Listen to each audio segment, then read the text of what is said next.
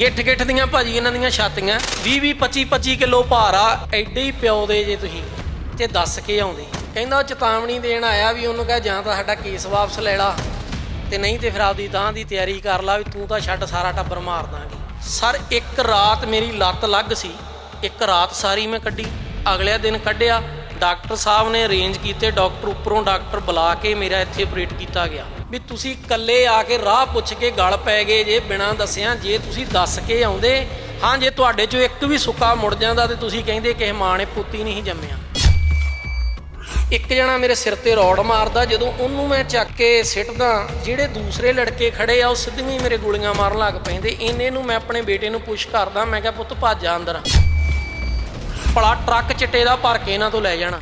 ਜੇ ਬੰਦੇ ਗਲਤ ਨਾ ਨਿਕਲਣ ਮੇਰੀ ਧੌਣ ਲਾ ਦਿਓ ਖੜੇ ਦੀ। ਮੈਂ ਜੱਟ ਦਾ ਪੁੱਤ ਨਹੀਂ, ਮੈਂ ਦਾਅਵੇ ਨਾਲ ਕਹਿਣਾ। ਮੇਰੇ ਰੋੜਾਂ ਮਾਰਦੇ ਸੀ ਸਿਰ ਦੇ ਵਿੱਚ, ਸਿਰ ਨੂੰ ਮੈਂ ਸਾਰਾ ਐਂ ਜੱਫਾ ਪਾ ਕੇ ਕਵਰ ਕਰ ਲਿਆ ਇੱਦਾਂ ਕਰਕੇ।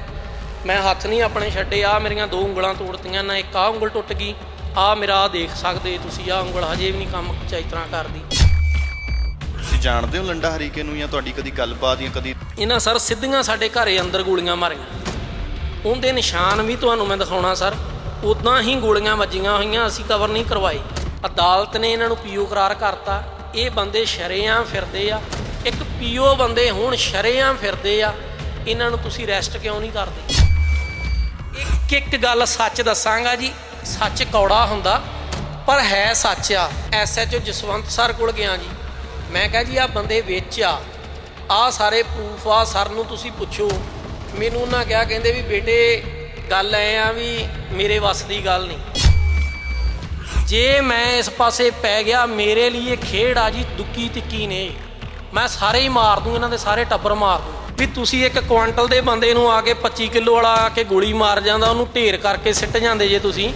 ਇਹ ਫਾਈਲ ਹੈ ਖਿਡਾਰੀ ਦੀ, ਉਹ ਖਿਡਾਰੀ ਜਿਸ ਨੇ ਆਪਣਾ ਨੈਸ਼ਨਲ ਲੈਵਲ ਤੇ ਇੰਟਰਨੈਸ਼ਨਲ ਲੈਵਲ ਤੇ ਨਾਮ ਬਣਾਇਆ। ਮੈਨੂੰ ਸਰ ਮੇਰੀ ਹੈਲਪ ਕਰਨ ਦੀ ਬਜਾਏ ਮੈਨੂੰ ਉਲਟਾ ਮੱਤ ਦੇਣ ਲੱਗ ਪਏ, ਤੂੰ ਕੀ ਲੈਣਾ, ਉਹ ਗੈਂਗਸਟਰ ਬੰਦੇ ਆ, ਉਹ ਕੁਲਬੀਰ ਜੀਰੇ ਦੇ ਬੰਦੇ ਆ, ਉਹਨਾਂ ਦਾ ਹਾਈ ਲੈਵਲ ਤੇ ਕੰਮ ਆ, ਤੂੰ ਕੀ ਲੈਣਾ, ਤੇਰੇ ਜਵਾਕ ਆ, ਤੂੰ ਛੱਡ। ਤੁਸੀਂ ਮੰਨੂ ਦਾ ਨਾਮ ਲਿੱਤਾ, ਮਨਪ੍ਰੀਤ ਮੰਨੂ ਦਾ, ਉਹ ਆਸਟ੍ਰੇਲੀਆ ਦੇ ਵਿੱਚ ਸੈਟਲਡ ਹੈ। ਉਹਦਾ ਵੀ ਬਿਆਨ ਆਇਆ, ਉਹਨੇ ਵੀ ਬਿਆਨ ਦਿੱਤਾ। ਉਹ ਤੁਹਾਡੇ ਤੇ ਇਲਜ਼ਾਮ ਇਹ ਲਗਾਉਂਦੇ ਆ ਕਿ ਤੁਸੀਂ ਗੈਂਗਸਟਰ ਹੋ, ਤੁਸੀਂ ਨਸ਼ੇ ਦੀ ਤਸਕਰੀ ਕਰਦੇ ਰਹੇ ਹੋ ਔਰ ਤੁਸੀਂ ਚਿੱਟਾ ਵੀ ਵੇਚਦੇ ਰਹੇ ਹੋ, ਤੁਹਾਡੇ ਟਰੱਕ ਚੱਲਦੇ ਰਹੇ, ਤੁਸੀਂ ਬਾਹਰੋਂ ਡੋਡੇ, ਫੀਮ, ਹੋਰ ਤਰ੍ਹਾਂ ਦੇ ਨਸ਼ੇ, ਤੁਸੀਂ ਤਰ੍ਹਾਂ ਦੇ ਨਸ਼ੇ ਕਰਦੇ ਹੋ। ਉਸ ਤੋਂ ਬਾਅਦ ਉਹ ਤੁਹਾਡੀ ਨਿੱਜੀ ਜ਼ਿੰਦਗੀ ਦੇ ਉੱਤੇ ਵੀ ਅਟੈਕ ਕਰਦੇ ਹੋ। ਕਹਿੰਦੇ ਕਿ ਤੁਹਾਡੇ 4 ਵਿਆਹ ਵੀ ਹੋਏ ਆ। ਇਹਦੇ 'ਚ ਕਿੰਨੀ ਕੁ ਸੱਚਾਈ ਹੈ? ਵੀ ਯਾਰ ਵੀ ਮੈਨੂੰ 2 ਸਾਲ ਹੋ ਗਏ, ਮੈਨੂੰ ਇਨਸਾਫ ਨਹੀਂ। ਹਥਿਆਰ ਮੈਂ ਵੀ ਚੱਕ ਸਕਦਾ, ਮੇਰੇ ਕੋਲ ਵੀ ਹੈਗੇ ਆ, ਜਿਗਰਾ ਵੀ ਇਹਨਾਂ ਤੋਂ ਬਹੁਤ ਜ਼ਿਆਦਾ, ਬਹੁਤ ਵੱਡਾ, ਪਰ ਗੱਲ ਹਾਲਾਤ ਮਾਰਦੇ ਆ। ਇਹ ਚੰਗੇ ਘਰ ਦੇ ਬੰਦੇ ਇਸ ਪਾਸੇ ਨਹੀਂ ਜਾਂਦੇ। ਜਦੋਂ ਮੈਨੂੰ ਪਤਾ ਲੱਗਾ, ਮੈਂ ਕਿਹਾ ਵੀ ਹਥਿਆਰ ਗੱਡੀਆਂ ਇਹ ਕਹਿ ਰਹੇ ਸਾਨੂੰ ਪਰਮਿੰਦਰ ਪੱਟੂ ਨੇ ਲੈ ਕੇ ਦਿੱਤੀਆਂ, ਅਸਲਾ ਉਹਨੇ ਪ੍ਰੋਵਾਈਡ ਕਰਵਾਇਆ, ਤੇ ਪਰਮਿੰਦਰ ਪੱਟੂ ਕਹਿੰਦਾ ਜੀ ਮੇਰਾ ਰੋਲ ਹੀ ਨਹੀਂ, ਉਹਨੇ ਪਰਚੇ 'ਚੋਂ ਨਾਮ ਕਢਵਾ ਲਿਆ, ਬੇਗਨਾਹ ਹੋ ਗਿਆ। ਹੱਕ ਸੱਚ ਦੀ ਆਵਾਜ਼ ਚੱਕਣ ਲਈ ਭਾਜੀ ਤੁਹਾਡਾ ਤਹਿ ਦਿਲੋਂ ਮੈਂ ਸ਼ੁਕਰਗੁਜ਼ਾਰ ਹਾਂ। ਵੀ ਪਿਓ ਦਾ ਮੇਰੇ ਕੱਲਾ ਇਹ ਨਾਲ ਵੇਖ ਲਾ, ਜੇ ਤੂੰ ਮੇਰੇ ਤੋਂ ਤਗੜਾ ਹੋਇਆ, ਤੂੰ ਆਪਦੇ ਆਪ ਨੂੰ ਗੈਂਗਸਟਰ ਕਹਾਉਣਾ, ਤੂੰ ਕਹਿੰਦਾ ਮੇਰੇ ਕੋਲ ਬਾਹਰ ਦੇ ਜਰਮਨੀ ਹਥਿਆਰ ਆ। ਵੀ ਜਿਹੜਾ ਬੰਦਾ ਮੇਨ ਦੋਸ਼ੀ ਸੀ, ਜਿਹਨੇ ਸਾਰਾ ਟਰੈਪ, ਜਿਹਨੇ ਬੰਦੇ ਇਕੱਠੇ ਕੀਤੇ ਸਾਰੇ, ਤੁਸੀਂ ਉਹਦੇ ਤੇ ਇੱਕ ਸਿੰਪਲ ਰੋਡ ਪਾ ਰਹੇ ਹੋ, ਹਥਿਆਰ ਕਿੱਧਰ ਗਏ? ਜਿਹੜੇ ਮੇਰੇ ਘਰੇ ਗੋਲੀਆਂ ਵੱਜੀਆਂ ਉਹ ਕਿੱਧਰ ਗਈਆਂ? ਜਿਹੜੀਆਂ ਗੱਡੀਆਂ ਉਹ ਕਿੱਥੇ ਗਈਆਂ? ਗੱਡੀਆਂ ਕਿਉਂ ਨਹੀਂ ਬਰਾਮਦ ਕੀਤੀਆਂ? ਉਹ ਬੰਦੇ ਤੁਰ ਕੇ ਤਾਂ ਨਹੀਂ ਸੀ ਮੇਰੇ ਘਰੇ ਆਏ ਹਮਲਾ ਕਰਨ। ਤੁਹਾਡੇ ਕੋਲ ਜਿਮ 'ਚ ਵੀ ਮੁੰਡੇ ਆਏ, ਉਹਨਾਂ ਤੋਂ ਵੀ ਤੁਸੀਂ ਨਸ਼ਾ ਲਾਇਆ, ਉਹ ਇਸ ਤਰੀਕੇ ਦੀਆਂ ਵੀ ਗੱਲਾਂ ਕਰਦੇ ਹੋ। ਤੁਹਾਡੇ ਜਿਮ ਦੇ ਵਿੱਚ ਜਿਹੜੇ ਮੁੰਡੇ ਆਉਂਦੇ ਆ, ਉਹਨਾਂ ਦੇ ਸਿਰ ਤੇ ਉਹ ਕਹਿੰਦੇ ਤੁਸੀਂ ਬਦਮਾਸ਼ੀ ਕਰਦੇ ਰਹੇ ਹੋ, ਗੈਂਗਸਟਰਵਾਦ ਤੁਸੀਂ ਇੱਥੇ ਵਧਾਇਆ ਆਪਣੇ ਇਲਾਕੇ ਦੇ ਵਿੱਚ। ਮੇਰੀ ਹੱਥ ਜੋੜ ਕੇ ਪ੍ਰਸ਼ਾਸਨ ਨੂੰ ਆ ਵੀ ਮੈਂ ਪਿਛਲੀ ਵਾਰੀ ਵੀ ਕਿਹਾ ਸੀ, ਮੈਨੂੰ ਹੁਣ ਇਹ ਦੱਸੋ ਵੀ ਅਸੀਂ ਡੰਬਲ ਚੱਕੀਏ ਜਾਂ ਹਥਿਆਰ ਚੱਕੀਏ? ਅਸੀਂ ਸਾਡਾ ਸਪੋਰਟਸਮੈਨ ਆ, ਸਾਨੂੰ ਸਪੋਰਟਸਮੈਨ ਹੀ ਰਹਿਣ ਦਿਓ, ਕਿਉਂਕਿ ਭਾਜੀ ਮੈਂ ਇਸ ਪਾਸੇ ਪੈ ਗਿਆ, ਮੇਰੇ ਤੋਂ ਮੁੜਿਆ ਨਹੀਂ ਜਾਣਾ, ਮੇਰੀ ਅੰਤ ਮੌਤ ਆ। ਇਹ ਜਿਹੜਾ ਮੁੰਡਾ ਇੱਕ ਮੇਨ ਆ, ਜਿਹੜਾ ਇਹ ਗੈਂਗ ਨੂੰ ਚਲਾ ਰਿਹਾ, ਮਨਪ੍ਰੀਤ ਮੰਨੂ ਆਸਟ੍ਰੇਲੀਆ ਤੋਂ, ਜੋ ਕਿ ਮਹਾਰਾਜ ਦਰਬਾਰ ਸਾਹਿਬ ਦੀ ਬੱਚਿਆਂ ਦੀ ਝੂਠੀਆਂ ਸਹੁੰਆਂ ਚੁੱਕਣ 'ਚ ਬਹੁਤ ਮਾਹਰ ਆ ਜੀ। ਇਸ ਬੰਦੇ ਨੇ ਮੈਨੂੰ ਫੋਨ ਕੀਤਾ, ਮੈਨੂੰ ਕਹਿੰਦਾ ਵੀ ਮੇਰੇ ਨਾਲ ਬੜਾ ਦੁੱਖ ਜਤਾਇਆ ਇਹਨੇ। ਇਹ ਪਹਿਲਾਂ ਮੇਰੇ ਕੋਲ ਆਉਂਦਾ ਵੀ ਰਿਹਾ ਜੀ, ਜਿਮ ਵੀ ਲਾਉਂਦਾ ਰਿਹਾ ਪਹਿਲਾਂ। ਮਨਪ੍ਰੀਤ ਮੰਨੂ ਜੋ ਆਸਟ੍ਰੇਲੀਆ 'ਚ ਆ ਤੁਹਾਨੂੰ ਮੈਂ ਕੱਲੀਆਂ ਡਿਟੇਲਾਂ ਦੇਤੀਆਂ। ਘੱਟੋ ਘੱਟ 15 ਤੋਂ 16 ਪਰਚੇ ਆ, ਲੁੱਟਾਂ ਖੋਹਾਂ ਡਕੈਤੀਆਂ ਦੇ, ਕੋਈ ਏਟੀਐਮ ਦੇ, ਕੋਈ ਬੈਂਕ ਦੇ, ਕੋਈ 302, ਕੋਈ 307। ਤੇ ਚਿੱਟੇ ਦਾ ਮੇਨ ਤਸਕਰ ਆ ਜੀ, ਇਹ ਸਾਰੇ ਏਰੀਏ ਨੂੰ ਚਿੱਟਾ ਸਪਲਾਈ ਕਰਦਾ ਹੈ। ਇੰਦਰਜੀਤ ਦੇ ਤੁਸੀਂ ਗਲ ਪਏ ਹੋ 4-5 ਜਣੇ, ਤੁਹਾਡੇ ਜਿਮ ਦੇ ਸਾਥੀ ਹੋਰ ਸੀਗੇ, ਤੁਸੀਂ ਗਲ ਪਏ ਹੋ। ਔਰ ਇੰਨਾ ਹੀ ਨਹੀਂ ਕਿ ਤੁਸੀਂ ਪਿਸਟਲ ਲੈ ਕੇ ਉਹਨਾਂ ਨੂੰ ਧਮਕਾਉਣ ਵੀ ਗਏ ਹੋ। 14 ਲੱਖ ਰੁਪਈਆ ਪੁਲਿਸ ਨੂੰ ਕਿਉਂ ਦਿੱਤਾ ਜਾਂਦਾ ਜੀ? ਕਿਹੜੀ ਗੱਲ ਤੋਂ? ਉੱਥੇ ਜਦੋਂ ਪੇਸ਼ ਹੁੰਦੇ ਆ, ਪਰ ਚੰਗੇ ਅਫਸਰ ਵੀ ਆ। ਉੱਥੇ ਇੱਕ ਮੁੰਡੇ ਨੇ ਮੈਨੂੰ ਕਾਲ ਕੀਤੀ, ਉਹਦੀਆਂ ਧਾਵਾਂ ਨਿਕਲ ਗਈਆਂ। ਕਹਿੰਦਾ ਯਾਰ ਤੇਰੇ ਨਾਲ ਐਡਾ ਧੱਕਾ, ਕਹਿੰਦਾ ਵੀਡੀਓ ਕਾਲ ਤੇ ਮੈਨੂੰ ਦਿਖਾਇਆ ਗਿਆ, ਕਹਿੰਦਾ ਬੰਦੇ ਦੇਖ ਚਾਦਰਾਂ ਪਾ ਕੇ ਤੇ ਮੰਜਿਆਂ ਦੇ ਉੱਤੇ ਵਿਛਾਏ ਗਏ ਜਿਵੇਂ ਪ੍ਰਾਹੁਣੇ ਹੁੰਦੇ ਆ। ਜੇਲ੍ਹ 'ਚ ਗਏ ਸੀ ਜੀ, ਸਹੁਰੇ ਘਰ ਨਹੀਂ ਸੀ ਗਏ। ਉਹਨਾਂ ਨੂੰ ਚਿੱਟੀਆਂ ਚਾਦਰਾਂ ਤੇ ਆਪਦੀਆਂ ਬੈਰਕਾਂ ਦੇ ਵਿੱਚ ਪਾਇਆ ਗਿਆ। ਕਿਉਂ? ਕਿਹੜੀ ਗੱਲ ਤੋਂ ਪਾਇਆ ਗਿਆ? ਕਿਸ ਕਾਰਨ ਪਾਇਆ ਗਿਆ? ਉਹ ਮੁਜਰਮ ਸੀਗੇ, ਕਾਹਤੋਂ ਉਹਨਾਂ ਨਾਲ ਇਦਾਂ ਦਾ ਵਿਹਾਰ ਕਿਉਂ ਕੀਤਾ ਗਿਆ? ਜਦੋਂ ਥੋੜ੍ਹੇ ਦਿਨਾਂ ਬਾਅਦ ਮੇਰੀ FRI ਦੀ ਨਕਲ ਆਉਂਦੀ ਆ, FRI ਦੀ ਨਕਲ ਦੇ ਵਿੱਚ ਮੈਂ ਕੀ ਪੜ੍ਹਦਾ ਜੀ, ਮੇਰੀ ਫੈਮਿਲੀ ਤੇ ਹਮਲਾ ਹੋਇਆ, ਮੇਰੀ ਲੱਤਾਂ ਦੇ ਵਿੱਚ ਗੋਲੀਆਂ ਵੱਜੀਆਂ, ਇੱਕ ਲੱਤ ਮੇਰੀ ਲੱਗ ਹੋ ਗਈ, ਘਰੇ ਮੇਰੇ ਗੋਲੀਆਂ ਵੱਜੀਆਂ ਹੋਈਆਂ ਜੀ, ਹਜੇ ਤੱਕ ਨਿਸ਼ਾਨ ਨਹੀਂ। ਉੱਪਰ ਜਿਮ 'ਚ ਸਿੱਧੀਆਂ ਗੋਲੀਆਂ ਮਾਰੀਆਂ। ਕੀ ਤੁਸੀਂ ਇਹਨਾਂ ਨੂੰ ਭਾਈ ਫੈਰ ਕਹੋਗੇ? ਮੇਰੀਆਂ ਅੱਖਾਂ ਦੇ ਠੀਕ ਸਾਹਮਣੇ 2 ਫਾਈਲਾਂ ਪਈਆਂ ਹੋਈਆਂ ਔਰ ਦੋਵੇਂ ਫਾਈਲਾਂ ਸੰਘਰਸ਼ ਦੀ ਕਹਾਣੀ ਨੂੰ ਬਿਆਨ ਕਰਦੀਆਂ। ਇਹ ਫਾਈਲ ਹੈ ਖਿਡਾਰੀ ਦੀ, ਉਹ ਖਿਡਾਰੀ ਜਿਸ ਨੇ ਆਪਣਾ ਨੈਸ਼ਨਲ ਲੈਵਲ ਤੇ ਇੰਟਰਨੈਸ਼ਨਲ ਲੈਵਲ ਤੇ ਨਾਮ ਬਣਾਇਆ। ਦੂਜੀ ਫਾਈਲ ਇਹ ਹੈ, ਇਹਦੇ ਵਿੱਚ ਵੀ ਸੰਘਰਸ਼ ਦੀ ਕਹਾਣੀ ਹੈ। ਉਹ ਇਸ ਤਰੀਕੇ ਨਾਲ ਹੈ ਕਿ ਉਹ ਸ਼ਿਕਾਰ ਹੋਇਆ ਗੈਂਗਸਟਰਵਾਦ ਦਾ। ਇਸ ਤਰੀਕੇ ਦੇ ਨਾਲ ਉਸ ਖਿਡਾਰੀ ਨੂੰ ਕੰਡਮ ਕਰ ਦਿੱਤਾ ਗਿਆ ਕਿ ਅੱਜ ਉਹ ਦਰ ਭਟਕਦਾ ਹੈ ਇਹ ਫਾਈਲ ਚੁੱਕ ਕੇ ਕਿ ਮੈਨੂੰ ਇਨਸਾਫ ਦੇ ਦਿੱਤਾ ਜਾਵੇ। ਕੁਲਵਿੰਦਰ ਮਾਨ ਦੇ ਨਾਲ ਅੱਜ ਗੱਲਬਾਤ ਕਰਾਂਗੇ, ਕਿਉਂਕਿ ਕੁਲਵਿੰਦਰ ਮਾਨ ਇੱਕ ਅਫਸੋਸ ਦੇ ਨਾਲ ਹਰ ਰੋਜ਼ 2-2 ਹੱਥ ਕਰਦਾ ਪਿਆ ਕਿ ਪੰਜਾਬ ਦੀ ਕਾਨੂੰਨ ਵਿਵਸਥਾ ਕਦੋਂ ਤੇ ਕਿਹੜੇ ਵੇਲੇ ਕੁਲਵਿੰਦਰ ਮਾਨ ਨੂੰ ਇਨਸਾਫ ਦਿਵਾਏਗੀ। ਕੁਲਵਿੰਦਰ ਜੀ, ਧੰਨਵਾਦ ਵਕਤ ਦੇਣ ਦੇ ਲਈ ਔਰ ਆਪਣੀ ਕਹਾਣੀ ਦੱਸਣ ਦੇ ਲਈ। ਮੈਂ ਚਾਹੁੰਦਾ ਕਿ ਸ਼ੁਰੂਆਤ ਤੁਹਾਡੇ ਤੋਂ ਹੀ ਕੀਤੀ ਜਾਵੇ ਤੇ ਤੁਸੀਂ ਦੱਸੋ ਕਿ ਇੱਕ ਖਿਡਾਰੀ ਜੋ ਨੈਸ਼ਨਲ ਲੈਵਲ ਤੇ ਇੰਟਰਨੈਸ਼ਨਲ ਲੈਵਲ ਤੇ ਆਪਣਾ ਨਾਮ ਬਣਾਉਂਦਾ, ਜਿਮ ਕਰਦਾ ਪਿਆ ਔਰ ਚੰਗਾ ਸਰੀਰ ਹੈ ਉਸਦਾ, ਅੱਜ ਉਹ ਕੰਡਮ ਹੋਣ ਦੀ ਸਥਿਤੀ ਤੇ ਸੀਗਾ ਜਿਸ ਵੇਲੇ ਉੱਤੇ ਹਮਲਾ ਕੀਤਾ ਗਿਆ। ਇਹ ਕਦੋਂ ਦੀ ਕਹਾਣੀ ਹੈ ਔਰ ਇਹ ਕਹਾਣੀ ਕਿੱਥੋਂ ਤੱਕ ਪਹੁੰਚੀ ਹੈ? ਸਭ ਤੋਂ ਪਹਿਲਾਂ ਤਾਂ ਭਾਈ ਮੈਂ ਤੁਹਾਡਾ ਬਹੁਤ ਧੰਨਵਾਦ ਕਰਦਾ ਵੀ ਤੁਸੀਂ ਇੰਨੀ ਦੂਰੋਂ ਚੱਲ ਕੇ ਆਏ ਹੱਕ ਸੱਚ ਦੀ ਆਵਾਜ਼ ਚੱਕਣ ਲਈ। ਭਾਜੀ ਤੁਹਾਡਾ ਤਹਿ ਦਿਲੋਂ ਮੈਂ ਸ਼ੁਕਰਗੁਜ਼ਾਰ ਹਾਂ। ਤੇ ਮੈਂ ਇਹ ਵੀ ਕਹਿਣਾ ਚਾਹੁੰਦਾ ਜੀ, ਜਿੰਨੇ ਨਿਊਜ਼ ਚੈਨਲਾਂ ਵਾਲੇ ਮੇਰੀ ਅਪੀਲ ਸੁਣ ਰਹੇ ਆ, ਪਲੀਜ਼ ਮੇਰੀ ਆਵਾਜ਼ ਚੱਕੀ ਜਾਵੇ, ਕਿਉਂਕਿ ਇਹ ਇਕੱਲੀ ਮੇਰੀ ਕਹਾਣੀ ਨਹੀਂ। ਮੈਂ ਬਹੁਤ ਵੱਡਾ ਸੰਘਰਸ਼ ਕਰ ਰਿਹਾ।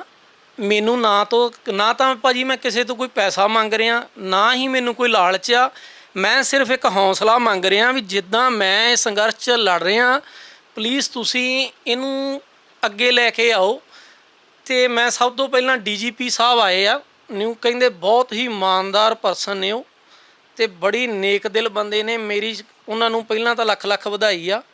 ਮਾਨ ਸਾਹਿਬ ਨੂੰ ਮੈਂ ਵਧਾਈ ਦਿੰਦਾ ਜੀ, ਉਹਨਾਂ ਨੇ ਆਪਣੀ ਨਵੀਂ ਲਾਈਫ ਸਟਾਰਟ ਕੀਤੀ ਆ। ਤੇ ਮੈਂ ਚਾਹੁੰਦਾ ਜੀ ਇਹ ਮੇਰੀ ਵੀਡੀਓ ਉਹਨਾਂ ਤੱਕ ਪਹੁੰਚੀ। ਇਮਾਨਦਾਰ ਉੱਚ ਅਧਿਕਾਰੀ ਜਿਹੜੇ ਅਫਸਰ ਆ ਉਹਨੂੰ ਪਲੀਜ਼ ਜ਼ਰੂਰ ਸੁਣਨ। ਇੱਕ ਗੱਲ ਸੱਚ ਦੱਸਾਂਗਾ ਜੀ, ਸੱਚ ਕੌੜਾ ਹੁੰਦਾ ਪਰ ਹੈ ਸੱਚ ਆ, ਕਿਉਂਕਿ ਨਾ ਜ਼ਿੰਦਗੀ 'ਚ ਆਪਾਂ ਕਿਸੇ ਤੋਂ ਦਵੇ ਆ, ਨਾ ਦਬਣਾ, ਨਾ ਡਰਨਾ। ਸੱਚ 'ਤੇ ਤੁਰੇ ਆ, ਸੱਚ 'ਤੇ ਤੁਰਾਂਗੇ। ਸੱਚ 'ਤੇ ਤੁਰਨ ਵਾਲੇ ਨੂੰ ਔਂਕੜਾਂ ਜ਼ਰੂਰ ਆਉਂਦੀਆਂ ਜੀ, ਮੁਸ਼ਕਲਾਂ ਆਉਂਦੀਆਂ। ਉਸ ਮੁਸ਼ਕਲ ਦਾ ਹੱਲ ਭਾਜੀ ਤੁਹਾਨੂੰ ਮੈਂ ਦਿਖਾ ਚੁੱਕਾ। ਆਹ ਫਾਈਲ ਆ ਜਿਹੜੀ 150 ਪੰਨੇ ਦੀ ਫਾਈਲ ਤਿਆਰ ਕੀਤੀ ਮੈਂ। ਇੱਕ ਪਾਸੇ ਮੇਰੇ ਸਰਟੀਫਿਕੇਟ ਆ ਜਿਹੜੇ ਇੰਟਰਨੈਸ਼ਨਲ ਲੈਵਲ ਤੇ ਮੈਂ ਖੇਡਿਆ। ਇੰਟਰਨੈਸ਼ਨਲ ਲੈਵਲ ਤੇ ਮੈਂ ਰੈਫਰੀ ਹਾਂ ਜੀ। ਸਾਊਥ ਏਸ਼ੀਆ ਜੋ ਗੇਮਾਂ ਹੁੰਦੀਆਂ ਸੀ ਉਹਨਾਂ 'ਚ ਜੱਜਿੰਗ ਕਰਨ ਦਾ ਮੈਨੂੰ ਅਧਿਕਾਰ ਆ, ਤੁਸੀਂ ਦੇਖ ਸਕਦੇ ਹੋ ਇਹਦੇ ਵਿੱਚ। ਆਹ ਮੇਰਾ ਇੰਟਰਨੈਸ਼ਨਲ ਲੈਵਲ ਦਾ ਸਰਟੀਫਿਕੇਟ ਆ ਵੀ।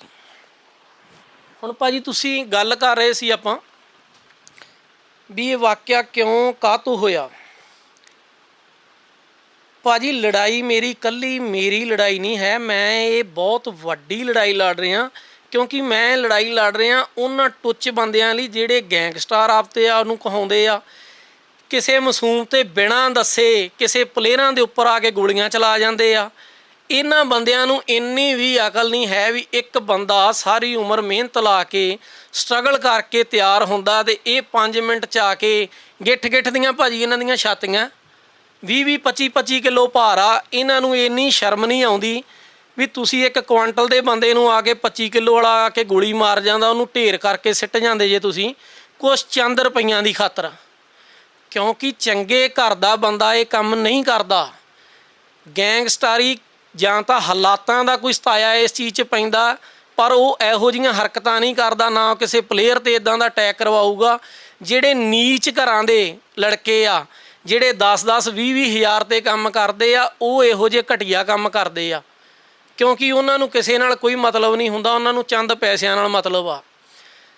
ਹੁਣ ਭਾਜੀ ਗੱਲ ਕਰ ਰਹੇ ਸੀ ਵੀ ਮੇਰੀ ਕਿਸੇ ਨਾਲ ਕੋਈ ਲੜਾਈ ਨਹੀਂ, ਮੈਂ ਆਪਣੀ ਫੈਮਿਲੀ ਵਿੱਚ ਖੁਸ਼ ਸੀ ਜੀ। ਮੇਰਾ ਪਰਿਵਾਰ ਆ, ਮੇਰੇ 2 ਬੱਚੇ ਆ, ਮੈਂ ਆਪਣੀ ਫੈਮਿਲੀ ਤੁਹਾਨੂੰ ਇੰਟਰੋਡਿਊਸ ਕਰਾ ਚੁੱਕਾ ਪਹਿਲਾਂ ਜੀ, ਤੁਸੀਂ ਦੇਖ ਚੁੱਕੇ ਹੋ ਮੇਰੀ ਫੈਮਿਲੀ।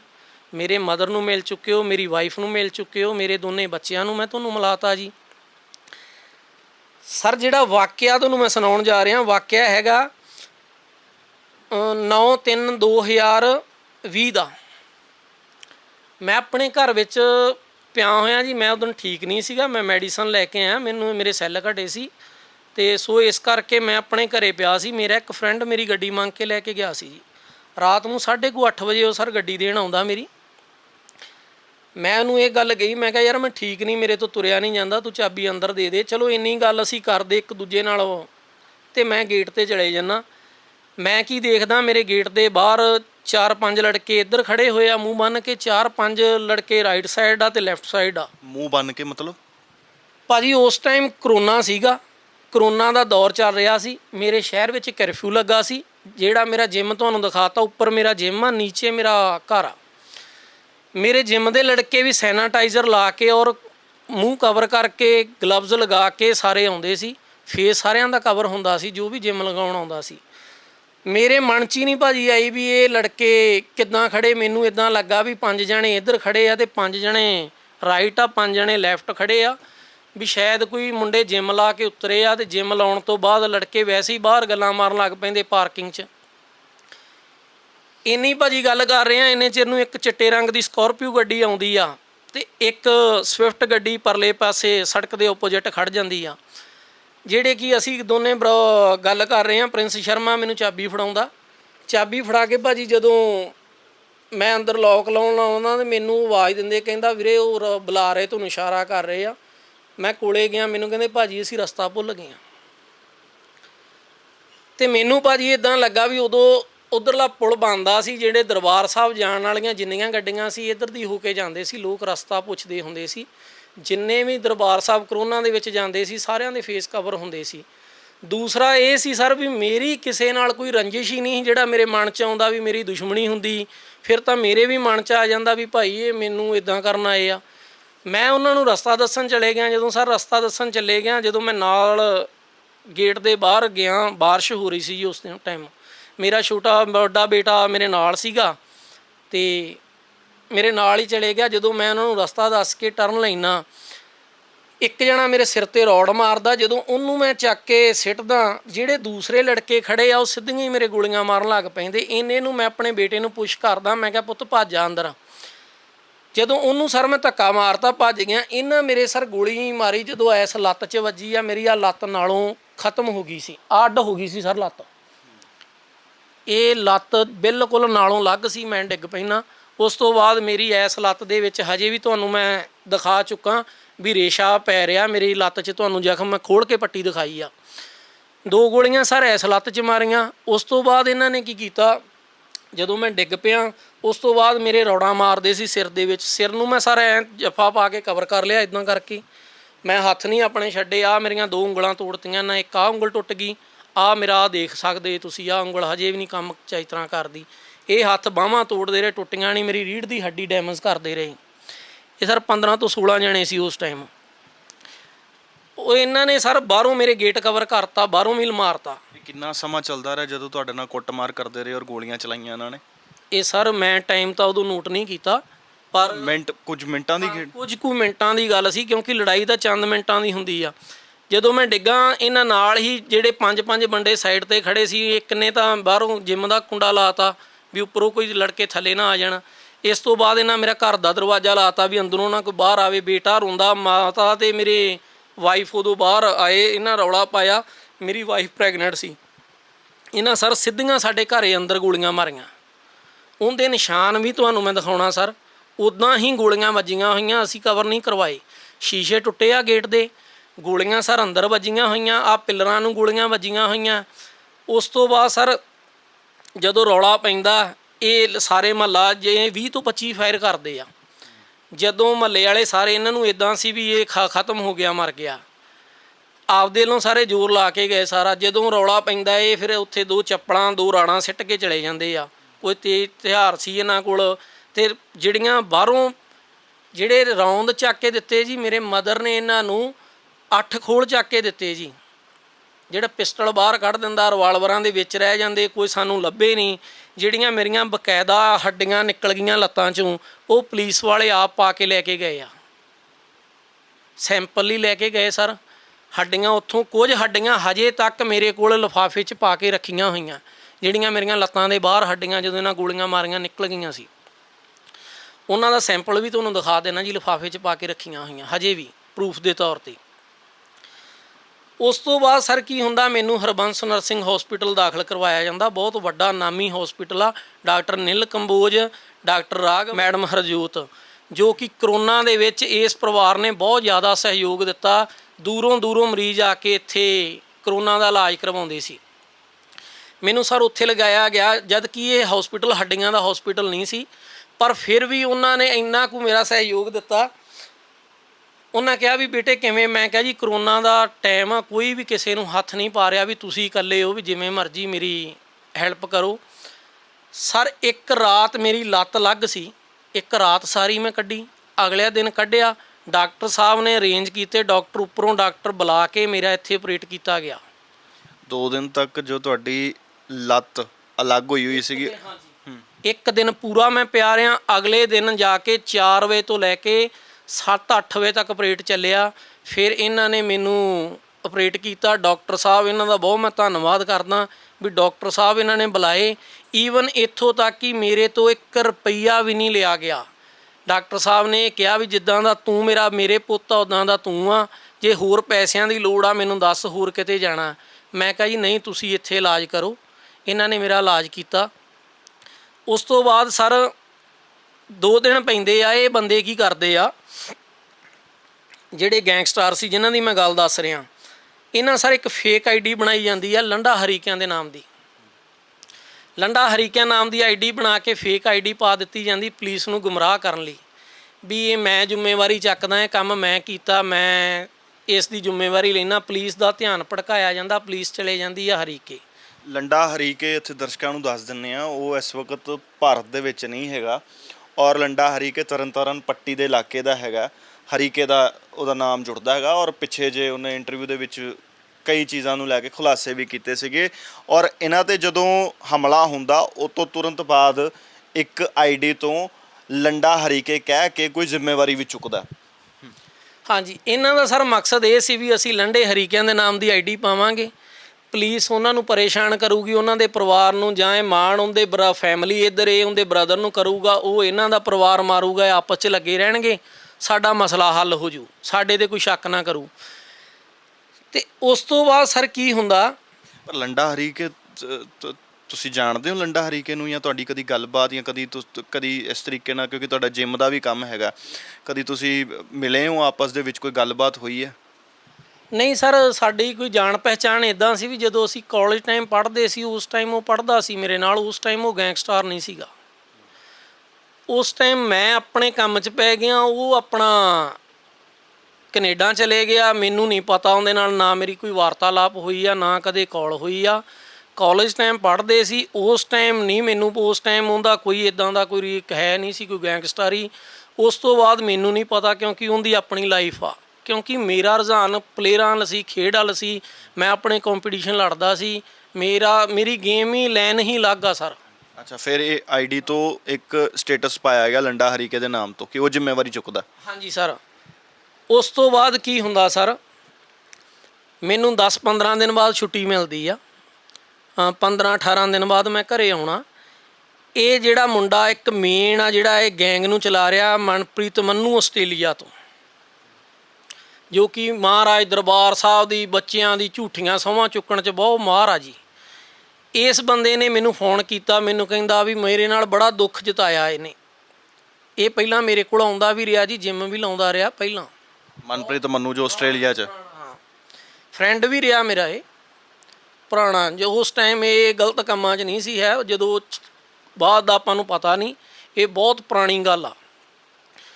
ਇਸ ਬੰਦੇ ਨੇ ਮੇਰੇ ਨਾਲ ਦੁੱਖ ਜਤਾਇਆ, ਮੈਨੂੰ ਕਹਿੰਦਾ ਬਹੁਤ ਮਾੜਾ ਹੋਇਆ। ਮੈਂ ਇਹਨੂੰ ਕਿਹਾ, ਮੈਂ ਕਿਹਾ ਵੀ ਯਾਰ ਮੈਨੂੰ ਕਹਿੰਦਾ ਤੇਰਾ ਤਾਂ ਕਿਸੇ ਨਾਲ, ਤੂੰ ਤਾਂ ਵਧੀਆ ਕਾਰੋਬਾਰ ਚਲਾ ਰਿਹਾ ਸੀ, ਆਪਣੇ ਬੱਚੇ ਜਿਮ, ਕੀ ਬਣਿਆ? ਮੈਂ ਕਿਹਾ ਯਾਰ ਮੈਨੂੰ ਤਾਂ ਆਪ ਨੂੰ ਨਹੀਂ ਪਤਾ ਕੌਣ ਆ ਬੰਦੇ। ਮੈਂ ਇਹਨੂੰ ਕਿਹਾ, ਮੈਂ ਕਿਹਾ ਯਾਰ ਮੈਨੂੰ ਉੜਦੀ ਗੱਲ ਸੁਣੀ, ਕੋਈ ਪ੍ਰਗਟ ਨਾਮ ਦਾ ਐਂ ਕਰਕੇ ਮੈਨੂੰ ਕਿਸੇ ਨੇ ਦੱਸਿਆ, ਪਰ ਮੈਂ ਕਿਹਾ ਯਾਰ ਮੇਰਾ ਤਾਂ ਉਹਨਾਂ ਨਾਲ ਕੋਈ ਵਾਸਤਾ ਹੀ ਨਹੀਂ, ਨਾ ਮੈਂ ਪ੍ਰਗਟ ਨੂੰ ਜਾਣਦਾ, ਨਾ ਮੈਂ ਮਿਲਿਆ, ਨਾ ਅੱਜ ਦੇ ਦਿਨ ਤੱਕ ਮੈਨੂੰ ਪਤਾ ਇਹ ਬੰਦੇ ਕੌਣ ਆ। ਇਹ ਗੱਲ ਤੁਸੀਂ ਮਨਪ੍ਰੀਤ ਉਹਨੂੰ ਕਹਿ ਰਹੇ ਹੋ, ਮੰਨੂ ਨੂੰ ਕਹਿ ਰਹੇ ਹੋ। ਇਹ ਬੰਦਾ ਮੈਨੂੰ ਅੱਗੋਂ ਬਣਾ ਕੇ ਕਹਿੰਦਾ ਉਹ ਭਰਾਵਾ, ਕਹਿੰਦਾ ਉਹ ਕਿੱਥੇ, ਉਹਦੇ ਤਾਂ 2 ਬੱਚੇ ਆ, ਉਹਦਾ ਵਿਚਾਰਾ ਮਸਾਂ ਕਹਿੰਦਾ ਠੀਕ ਹੋਇਆ, ਉਹ ਤਾਂ ਆਪ ਨਹੀਂ ਠੀਕ ਰਹਿੰਦਾ। ਮੈਂ ਆਪਣੇ ਦੋਵਾਂ ਬੱਚਿਆਂ ਦੀ ਸਹੁੰ ਦਿੰਦਾ ਵੀ ਮੈਂ ਆਪਦੇ ਦੋਵਾਂ ਜਵਾਕਾਂ ਦੀ ਸਹੁੰ ਖਾਨਾ ਜੇ ਉਹਦਾ ਕੰਮ ਹੋਵੇ। ਮੈਂ ਕਿਹਾ ਜੀ ਐਡੀ ਵੱਡੀ ਗੱਲ ਕਹਿਤੀ ਬੰਦੇ ਨੇ, ਚਲੋ ਕੋਈ ਨਹੀਂ। ਫਿਰ ਜੀ ਇਹਨੇ ਫਿਰ ਮੈਨੂੰ ਕਿਹਾ, ਮੈਨੂੰ ਕਹਿੰਦਾ ਕੋਈ ਹੋਰ ਤੇਰੇ, ਮੈਨੂੰ ਪਤਾ ਕਿਹਨੇ ਕੰਮ ਕਰਾਇਆ, ਪ੍ਰਗਟ ਨਹੀਂ ਗਾ, ਤੂੰ ਨੇੜੇ ਤੇੜੇ ਧਿਆਨ ਮਾਰ, ਤੇਰੇ ਕੋਈ ਆਂਢ ਗੁਆਂਢ ਆ। ਮੈਂ ਕਿਹਾ ਜੀ ਕੌਣ ਆ? ਇੱਥੇ ਇੱਕ ਮੇਰੇ ਸਾਹਮਣੇ ਆ ਭੁੱਲਰ ਆ, ਲਵ ਭੁੱਲਰ ਮੁੰਡਾ, ਮੇਰੇ ਹੀ ਹੱਥਾਂ 'ਚ ਜੰਮਿਆ ਪਲਿਆ ਜੀ, ਵਧੀਆ ਪਰਿਵਾਰ ਆ ਉਹਨਾਂ ਦਾ। ਉਹਦਾ ਨਾਮ ਲੈਤਾ ਇਹਨੇ, ਕਹਿੰਦਾ ਵੀ ਉਹਨੇ ਨਾਮ ਲਿਆ, ਉਹਦਾ ਬ੍ਰਦਰ ਬਾਹਰ ਆ, ਉਹਨੇ ਲੰਡੇ ਨੂੰ ਕਹਿ ਕੇ ਤੇਰਾ ਆਹ ਕੰਮ ਕਰਵਾਇਆ, ਤੇ ਤੈਨੂੰ ਸਹੁੰ ਆ ਕਿਸੇ ਕੋਲ ਨਾ ਲਈ। ਇਹ ਮੰਨੂ ਤੁਹਾਨੂੰ ਕਹਿ ਰਿਹਾ? ਹਾਂਜੀ। ਮੈਂ ਫਿਰ ਚੁੱਪ ਕਰ ਗਿਆ। ਜੇ ਮੈਂ ਸਾਰੇ ਇਹਦੇ ਮਗਰ ਉਦੋਂ ਲੱਗ ਜਾਂਦਾ, ਇਹਨੇ ਸਾਡਾ ਆਂਢ ਗੁਆਂਢ ਦੇ ਵਿੱਚ ਫਿੱਕ ਪਵਾ ਦੇਣਾ ਸੀ, ਕਿਉਂਕਿ ਇਹ ਬੰਦਾ ਮੇਰਾ ਧਿਆਨ ਭਟਕਾ ਰਿਹਾ ਸੀ, ਨਾਮ ਲੈ ਰਿਹਾ ਸੀ ਉਹਨਾਂ ਦਾ। ਉਦੋਂ ਵੀ ਇਹਨੇ ਕਸਮ ਖਾਧੀ ਮੈਂ, ਪਰ ਇਹਦੇ ਮਗਰ ਨਹੀਂ ਲੱਗਾ। ਜੇ ਮੈਂ ਇਹਦੇ ਮਗਰ ਲੱਗ ਕੇ ਉਹਦਾ ਨਾਮ ਪਵਾ ਦਿੰਦਾ, ਉਹਦਾ ਤਾਂ ਫਿਊਚਰ ਖਰਾਬ ਹੋ ਜਾਣਾ ਸੀ, ਸਾਡੀ ਦੁਸ਼ਮਣੀ ਪੈ ਜਾਣੀ। ਉਸ ਤੋਂ ਬਾਅਦ ਕੀ ਹੁੰਦਾ ਸਰ, ਜਦੋਂ ਥੋੜ੍ਹੇ ਦਿਨਾਂ ਬਾਅਦ, ਹੁਣ ਸਰ ਗੱਲ ਆ ਗਈ, ਬੜੇ ਗੌਰ ਨਾਲ ਸੁਣਨ ਵਾਲੀ ਆ ਜੀ। ਜੋ ਕੁਝ ਮੇਰੇ ਨਾਲ ਹੋਇਆ ਕੌੜਾ ਸੱਚ ਹੁਣ ਦੱਸਣ ਜਾ ਰਿਹਾ ਜੀ ਤੁਹਾਨੂੰ। ਜਦੋਂ ਥੋੜ੍ਹੇ ਦਿਨਾਂ ਬਾਅਦ ਮੇਰੀ FRI ਦੀ ਨਕਲ ਆਉਂਦੀ ਆ, FRI ਦੀ ਨਕਲ ਦੇ ਵਿੱਚ ਮੈਂ ਕੀ ਪੜ੍ਹਦਾ ਜੀ, ਮੇਰੀ ਫੈਮਿਲੀ 'ਤੇ ਹਮਲਾ ਹੋਇਆ, ਮੇਰੀ ਲੱਤਾਂ ਦੇ ਵਿੱਚ ਗੋਲੀਆਂ ਵੱਜੀਆਂ, ਇੱਕ ਲੱਤ ਮੇਰੀ ਲੱਗ ਹੋ ਗਈ, ਘਰੇ ਮੇਰੇ ਗੋਲੀਆਂ ਵੱਜੀਆਂ ਹੋਈਆਂ ਜੀ, ਹਜੇ ਤੱਕ ਨਿਸ਼ਾਨ ਨੇ। ਉੱਪਰ ਜਿਮ 'ਚ ਸਿੱਧੀਆਂ ਗੋਲੀਆਂ ਮਾਰੀਆਂ। ਕੀ ਤੁਸੀਂ ਇਹਨਾਂ ਨੂੰ ਹਵਾਈ ਫਾਇਰ ਕਹੋਗੇ? ਜਿਹੜੇ ਮੇਰੇ ਬਿਆਨ ਦਿੱਤੇ ਸੀ ਉਹ ਬਿਆਨ ਹੀ ਉਲਟ ਕਰ ਦਿੱਤੇ ਗਏ, ਉਹਨਾਂ ਨੂੰ ਹਵਾਈ ਫਾਇਰ ਦਾ ਰੂਪ ਦੇਤਾ। 3 ਹਵਾਈ ਫਾਇਰ, ਕਹਿੰਦੇ ਜੀ 3 ਹਵਾਈ ਫਾਇਰ ਚੱਲੇ ਆ, ਮਾਮੂਲੀ ਸੱਟਾਂ। ਅੱਛਾ, ਤੁਹਾਡਾ ਤਾਂ ਸਮਝ ਆਉਂਦਾ ਕਿ ਤੁਸੀਂ ਬੈੱਡ ਤੇ ਸੀਗੇ ਔਰ ਕਾਫੀ ਲੰਬੇ ਸਮੇਂ ਤੋਂ ਤੁਸੀਂ ਬੈੱਡ ਤੇ ਸੀ। ਤੁਹਾਡੀ ਫੈਮਿਲੀ ਦੇ ਵਿੱਚ ਕਿਸੇ ਨੂੰ ਨਹੀਂ ਪਤਾ ਸੀਗਾ ਕਿ ਜਦੋਂ FIR ਦੇ ਵਿੱਚ ਲਿਖਿਆ ਜਾ ਰਿਹਾ, ਉਹ 'ਚ ਇਹ ਲਿਖਿਆ ਜਾ ਰਿਹਾ ਕਿ ਹਵਾਈ ਫਾਇਰ ਹੋਏ ਆ? ਸਾਡੇ ਸਰ ਕਿਹੜਾ ਵੀ ਇਹ ਲੜਾਈਆਂ ਝਗੜਿਆਂ ਜਾਂਦੇ, ਜਾਂ ਮੇਰੇ ਫਾਦਰ ਸਾਹਿਬ ਕਦੇ ਜ਼ਿੰਦਗੀ 'ਚ ਲੜੇ ਹੋਣ ਕਿਸੇ ਨਾਲ, ਜਾਂ ਮੇਰਾ ਬ੍ਰਦਰ ਅੱਜ ਤੱਕ ਲੜਿਆ ਹੋਵੇ, ਮੈਂ ਪ੍ਰੂਫ 'ਤੇ ਗੱਲ ਕਰਦਾ ਜੀ। ਉੱਦਾਂ ਕਿਸੇ 'ਤੇ ਕੋਈ ਵੀ ਅੰਸ਼ਨ ਲਾ ਦਿੰਦੇ ਆ। ਮੈਂ ਇੱਕ ਇੰਟਰਵਿਊ ਦਿੱਤੀ ਜੀ ਪਿੱਛੇ, ਇਹ ਬੰਦਿਆਂ ਨੇ ਕੀ ਕੀਤਾ, ਗੱਲ ਤਾਂ ਭਾਜੀ ਮੈਂ ਕਰ ਰਿਹਾ ਗੈਂਗਸਟਰਾਂ ਦੀ, ਇਹ ਉਹਨਾਂ ਨੂੰ ਕਵਰ ਕਰਨ ਨੂੰ, ਇਹ ਮੈਂ ਮੇਰੀ ਪਹਿਲਾਂ ਪੂਰੀ ਗੱਲ ਸੁਣ ਲਓ ਵੀ ਮੈਂ ਕੀ ਕਹਿਣਾ ਚਾਹੁੰਦਾ, ਫਿਰ ਮੈਂ ਲਾਸਟ 'ਤੇ ਦੱਸਦਾ ਵੀ ਇਹ ਕਿੱਦਾਂ ਦੀਆਂ ਮੈਨੂੰ ਪ੍ਰੋਬਲਮ ਆਈਆਂ। ਹੋਇਆ ਕਿ ਜੀ ਜਦੋਂ FRI ਆਈ, ਉਹਦੇ ਵਿੱਚ ਮੈਂ ਕੀ ਦੇਖ ਰਿਹਾ ਵੀ 3 ਹਵਾਈ ਫਾਇਰ, ਮਾਮੂਲੀ ਸੱਟਾਂ ਲਿਖਤੀਆਂ ਜੀ। ਜਦੋਂ ਇਹ ਗੱਲ ਆਈ, ਉਦੋਂ SSP ਹਰਮਨਵੀਰ ਗਿੱਲ ਸਰ ਸੀ ਜੀ। ਜਦੋਂ ਉਹਨਾਂ ਨੂੰ ਅਪੀਲ ਮੇਰੀ ਪਹੁੰਚੀ, ਮੈਂ ਉਹਨਾਂ ਨੂੰ, ਤੇ ਉਹਨਾਂ ਦੇ ਕੰਨੀ ਆਵਾਜ਼ ਪਈ ਵੀ ਯਾਰ ਵੀ ਇੱਦਾਂ ਦੀ ਉਹ ਮੁੰਡੇ ਨਾਲ ਆਹ ਕੁਝ ਹੋਇਆ। ਸਰ ਨੇ ਮੈਨੂੰ ਬਕਾਇਦਾ ਬੁਲਾਇਆ, ਉੱਥੇ ਬੁਲਾ ਕੇ ਜਦੋਂ ਮੈਂ ਸਰ ਉਹਨਾਂ ਕੋਲੇ ਪੇਸ਼ ਹੋਣਾ, ਮੇਰੇ ਵੀਲ ਚੇਅਰ 'ਤੇ ਮੈਂ ਗਿਆ, ਮੇਰੇ ਆਹ ਚੀਜ਼ਾਂ ਲੱਗੀਆਂ ਸੀ, ਫਿਕਸੇਟਰ ਲੱਤਾਂ 'ਚ ਲੱਗੇ ਸੀ, ਆਹ ਮੇਰੇ ਆਪਰੇਸ਼ਨ ਹੋਏ ਸੀ, ਮੇਰਾ ਬਹੁਤ ਜ਼ਿਆਦਾ ਬੁਰਾ ਹਾਲ ਸੀ, ਮੇਰੀਆਂ ਬਾਹਾਂ ਉਂਗਲਾਂ ਟੁੱਟੀਆਂ ਸੀ ਸਾਰਾ। ਜਦੋਂ ਸਰ ਨੇ ਮੈਨੂੰ ਦੇਖਿਆ, ਕਿਉਂਕਿ ਸਾਰੇ ਇੱਕ ਸਪੋਰਟਸਮੈਨ ਦੀ ਬਹੁਤ ਕਦਰ ਕਰਦੇ ਆ, ਉਹ ਜਦੋਂ ਉਹਨਾਂ ਨੇ ਦੇਖਿਆ ਉਹ ਬਹੁਤ ਗੁੱਸੇ 'ਚ ਆਏ। ਉਹਨਾਂ ਨੇ ਸਾਰਾ ਜਿੰਨਾ ਸਟਾਫ ਆ ਸਾਰਾ ਬੁਲਾ ਕੇ ਕਹਿੰਦੇ ਵੀ ਇਹ ਕੀਤਾ ਤੇ ਕੀਤਾ ਕਿਵੇਂ, ਵੀ ਇਹ ਇਹਦੀ ਕਿ ਇੱਕ ਬੰਦੇ ਦੇ ਗੋਲੀਆਂ ਵੱਜੀਆਂ, ਤੁਸੀਂ ਵਾਈਫਾਇਰ ਦੱਸ ਰਹੇ ਹੋ, ਕਿਹੜਾ ਬੰਦਾ? ਇਹ SHO ਤੋਂ ਡਰਦਾ ਸਰ ਕੋਲ ਨਹੀਂ ਗਿਆ। ਸਰ ਨੇ ਉਦੋਂ ਐਕਸ਼ਨ ਲਿਆ, ਇਹਨੂੰ ਮੈਨੂੰ ਲੱਗਦਾ ਸਸਪੈਂਡ ਵੀ ਕੀਤਾ, SHO ਅਮਰਜੀਤ ਸਿੰਘ।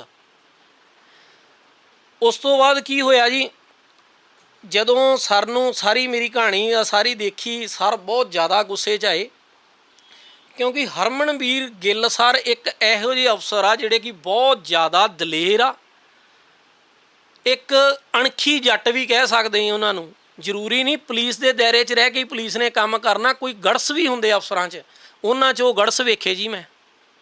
ਇੱਕ ਪਲੇਅਰ ਦੀ ਖਾਤਰ ਉਹ ਬੰਦੇ ਇੰਨੀ ਗੜਸ ਰੱਖਦੇ ਆ, ਕਿਉਂਕਿ ਉਹ ਹੱਕ ਸੱਚ 'ਤੇ ਲੜਨ ਵਾਲੇ ਬੰਦੇ ਆ। ਹਾਂ, ਆਮ ਪਬਲਿਕ ਦੇ ਨਾਲ ਉਹ ਖੜਦੇ ਆ, ਪਰ ਉਹ MLA ਨੂੰ ਨਹੀਂ ਚੰਗੇ ਲੱਗਦੇ। ਕਿਉਂ ਨਹੀਂ ਲੱਗਦੇ? ਕਿਉਂਕਿ ਉਹ ਗਲਤ ਕੰਮ ਨਹੀਂ ਕਰਦੇ, ਕਿਸੇ ਦਾ ਰੋਹਬ ਨਹੀਂ ਚੱਲਦੇ, ਕਿਉਂਕਿ ਆਪਦੀ ਕਾਬਲੀਅਤ 'ਤੇ ਬਣੇ ਆ ਜੀ IPS ਅਫਸਰ। ਉਹਨਾਂ ਨੂੰ ਕਿਸੇ ਦੀ ਕੋਈ, ਸਭ ਤੋਂ ਵੱਡੀ ਗੱਲ ਜੀ, ਉਹ ਬਹੁਤ ਜ਼ਿਆਦਾ ਇਮਾਨਦਾਰ ਆ। ਇਮਾਨਦਾਰ ਬੰਦਾ ਕਿਸੇ ਨੂੰ ਚੰਗਾ ਨਹੀਂ ਲੱਗਦਾ, ਨਾ ਤਾਂ ਥੱਲੇ ਵਾਲੇ ਅਫਸਰਾਂ ਨੂੰ ਲੱਗਦਾ, ਕਿਉਂਕਿ ਉਹਨਾਂ ਦਾ ਉਦਣ ਹੀ ਹਫਤਾ ਬੰਦ ਹੋ ਜਾਂਦਾ ਜਦੋਂ ਉੱਤੇ ਕੋਈ ਇਮਾਨਦਾਰ ਅਫਸਰ ਆ ਜਾਂਦਾ। ਫਿਰ ਸਰ ਕੀ ਹੋਇਆ, ਇਹ ਬੰਦੇ 3 ਬੰਦੇ, ਜਦੋਂ ਜਿਹੜੇ ਬੰਦੇ ਨੇ ਫੇਕ ID ਪਾਈ ਸੀ, ਇੱਕ ਲੰਡੇ ਹਰੀਕਿਆ ਨਾਮ ਦੀ ਫੇਕ ID ਬਣਾਈ ਗਈ ਸੀ। ਜਦੋਂ ਮੈਂ ਸਰ ਨੂੰ ਦੇਖਿਆ ਤੇ ਇਹ ਬੰਦਿਆਂ ਨੇ ਕੀ ਕੀਤਾ, ਉਹ ਫੇਕ ID ਵਾਲੇ ਮੁੰਡੇ ਨੂੰ ਨੇਪਾਲ ਭੇਜਤਾ।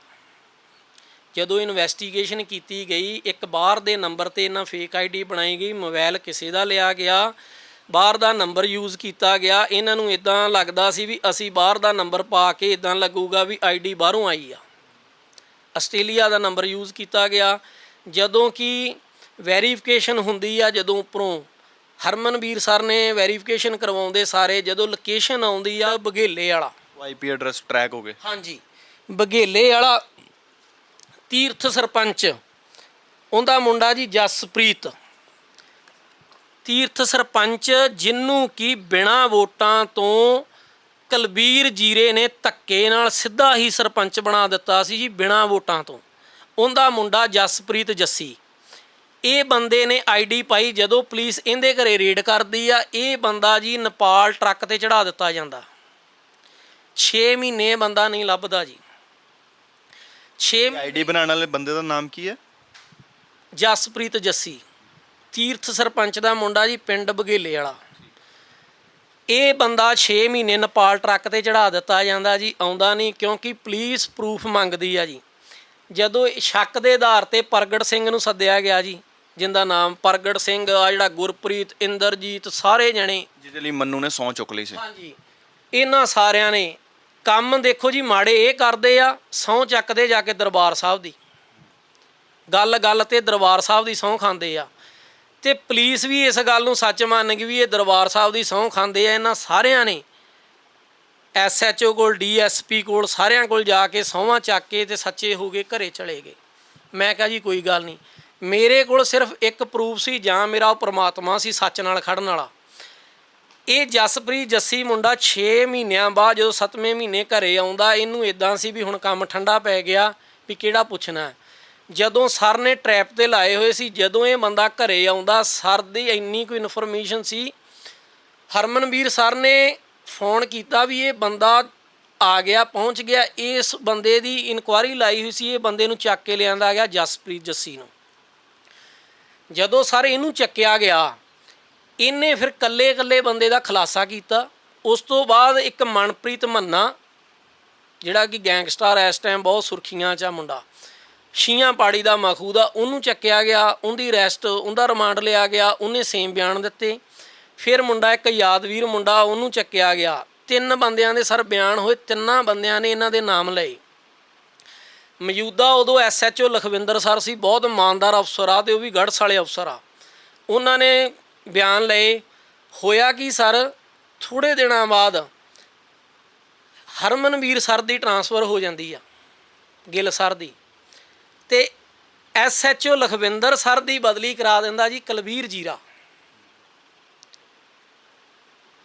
ਕੁਲਬੀਰ ਜੀਰੇ ਨੇ ਹਰਮਨਵੀਰ ਸਰ ਨੂੰ ਸਿਫਾਰਿਸ਼ ਕੀਤੀ ਜੀ, ਮੇਰੇ ਬੰਦੇ ਛੱਡੇ ਜਾਣ, ਪਰਵਿੰਦਰ ਪੱਟੂ ਨੂੰ ਤੇ ਜਿਹੜੇ ਪ੍ਰਗਟ ਹਣੀ ਮੇਰੇ ਬੰਦੇ ਆ, ਇਹਨਾਂ ਨੂੰ ਤੂੰ ਹੱਥ ਨਹੀਂ ਲਾਉਣਾ। ਤੇ ਸਰ ਅੱਗੋਂ ਸਰ ਨੇ ਇਹ ਗੱਲ ਕਹੀ, ਤੂੰ ਹੁੰਦਾ ਕੌਣ ਆ ਫੋਨ ਕਰਨ ਵਾਲਾ ਮੈਨੂੰ? ਮੇਰਾ ਕੰਮ ਆ, ਮੈਨੂੰ ਪਤਾ ਮੈਂ ਕੀ ਕਰਨਾ। ਮੈਂ ਇੱਕ IPS ਅਫਸਰ ਆ, ਮੈਂ ਆਮ ਬੰਦਾ ਨਹੀਂ ਗਾ।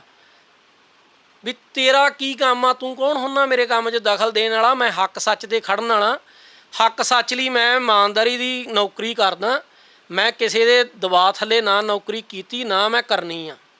ਸੋ ਸ਼ਾਇਦ ਇਹੀ ਕਾਰਨ ਆ ਜਿਹੜੇ ਚੰਗੇ ਅਫਸਰ ਆ ਉਹ ਕਿਸੇ ਦੇ ਨਹੀਂ, ਉਹਨਾਂ ਨੂੰ ਹਟਾ ਦਿੱਤਾ ਜਾਂਦਾ, ਕਿਉਂਕਿ ਇਹਨਾਂ ਜਿਹੜੇ ਕਰਪਟ MLA ਆ, ਇਹਨਾਂ ਨੇ ਗਲਤ ਕੰਮ ਕਰਾਉਣੇ ਹੁੰਦੇ ਆ। ਇਮਾਨਦਾਰ ਅਫਸਰ ਨੂੰ ਚੇਂਜ ਕਰਾ ਦਿੱਤਾ ਜਾਂਦਾ।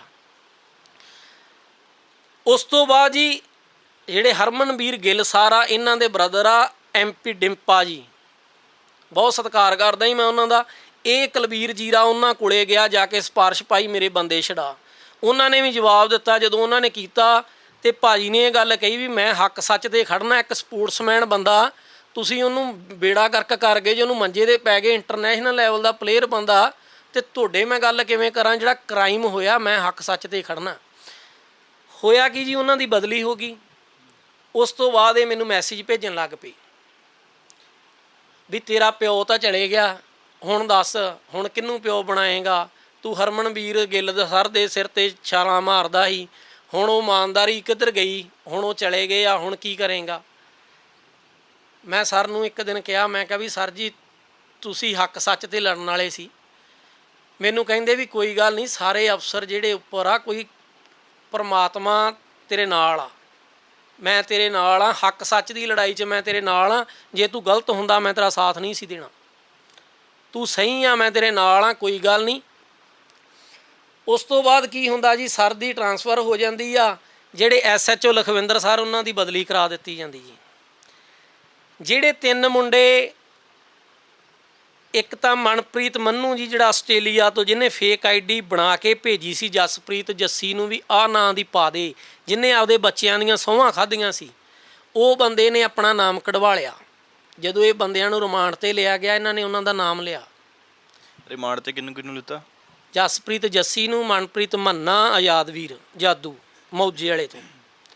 ਇਹ 3 ਬੰਦਿਆਂ ਦੇ ਜਦੋਂ ਬਿਆਨ ਲਏ ਗਏ, ਉਦੋਂ ਉਸ ਟਾਈਮ ਇਹਨਾਂ ਦਾ ਨਾਮ ਲਿਆ ਗਿਆ। ਉਸ ਤੋਂ ਬਾਅਦ SHO ਲਖਵਿੰਦਰ ਸਰ ਨੇ ਨਾਮਜ਼ਦ ਕੀਤੇ ਸੀ। ਉਹ ਜਸਵੰਤ SHO ਸੀ, ਉਹਨੂੰ ਕਹਿ ਕੇ ਗਏ ਵੀ ਆਹ ਬੰਦੇ ਪਾਉਣੇ, ਮੇਰੀ ਟਰਾਂਸਫਰ ਹੋ ਗਈ। ਉਹਨਾਂ ਨੇ ਨਾਮ ਨਹੀਂ ਪਾਏ। ਜਦੋਂ ਪਰਚਾ ਆਇਆ ਤੇ ਮੈਂ ਸਰ ਨੂੰ, ਸਰ ਕਹਿੰਦੇ ਵੀ ਮੈਂ ਤਾਂ ਇਹ ਬੰਦੇ ਕਹਿ ਕੇ ਗਿਆ, ਇਹ ਬੰਦੇ ਕਿਵੇਂ ਨਿਕਲ ਗਏ ਵਿੱਚੋਂ? ਮੈਂ SHO ਜਸਵੰਤ ਸਰ ਕੋਲ ਗਿਆ ਜੀ। ਮੈਂ ਕਿਹਾ ਜੀ ਆਹ ਬੰਦੇ ਵਿੱਚ ਆ, ਆਹ ਸਾਰੇ ਪ੍ਰੂਫ ਆ, ਸਰ ਨੂੰ ਤੁਸੀਂ ਪੁੱਛੋ।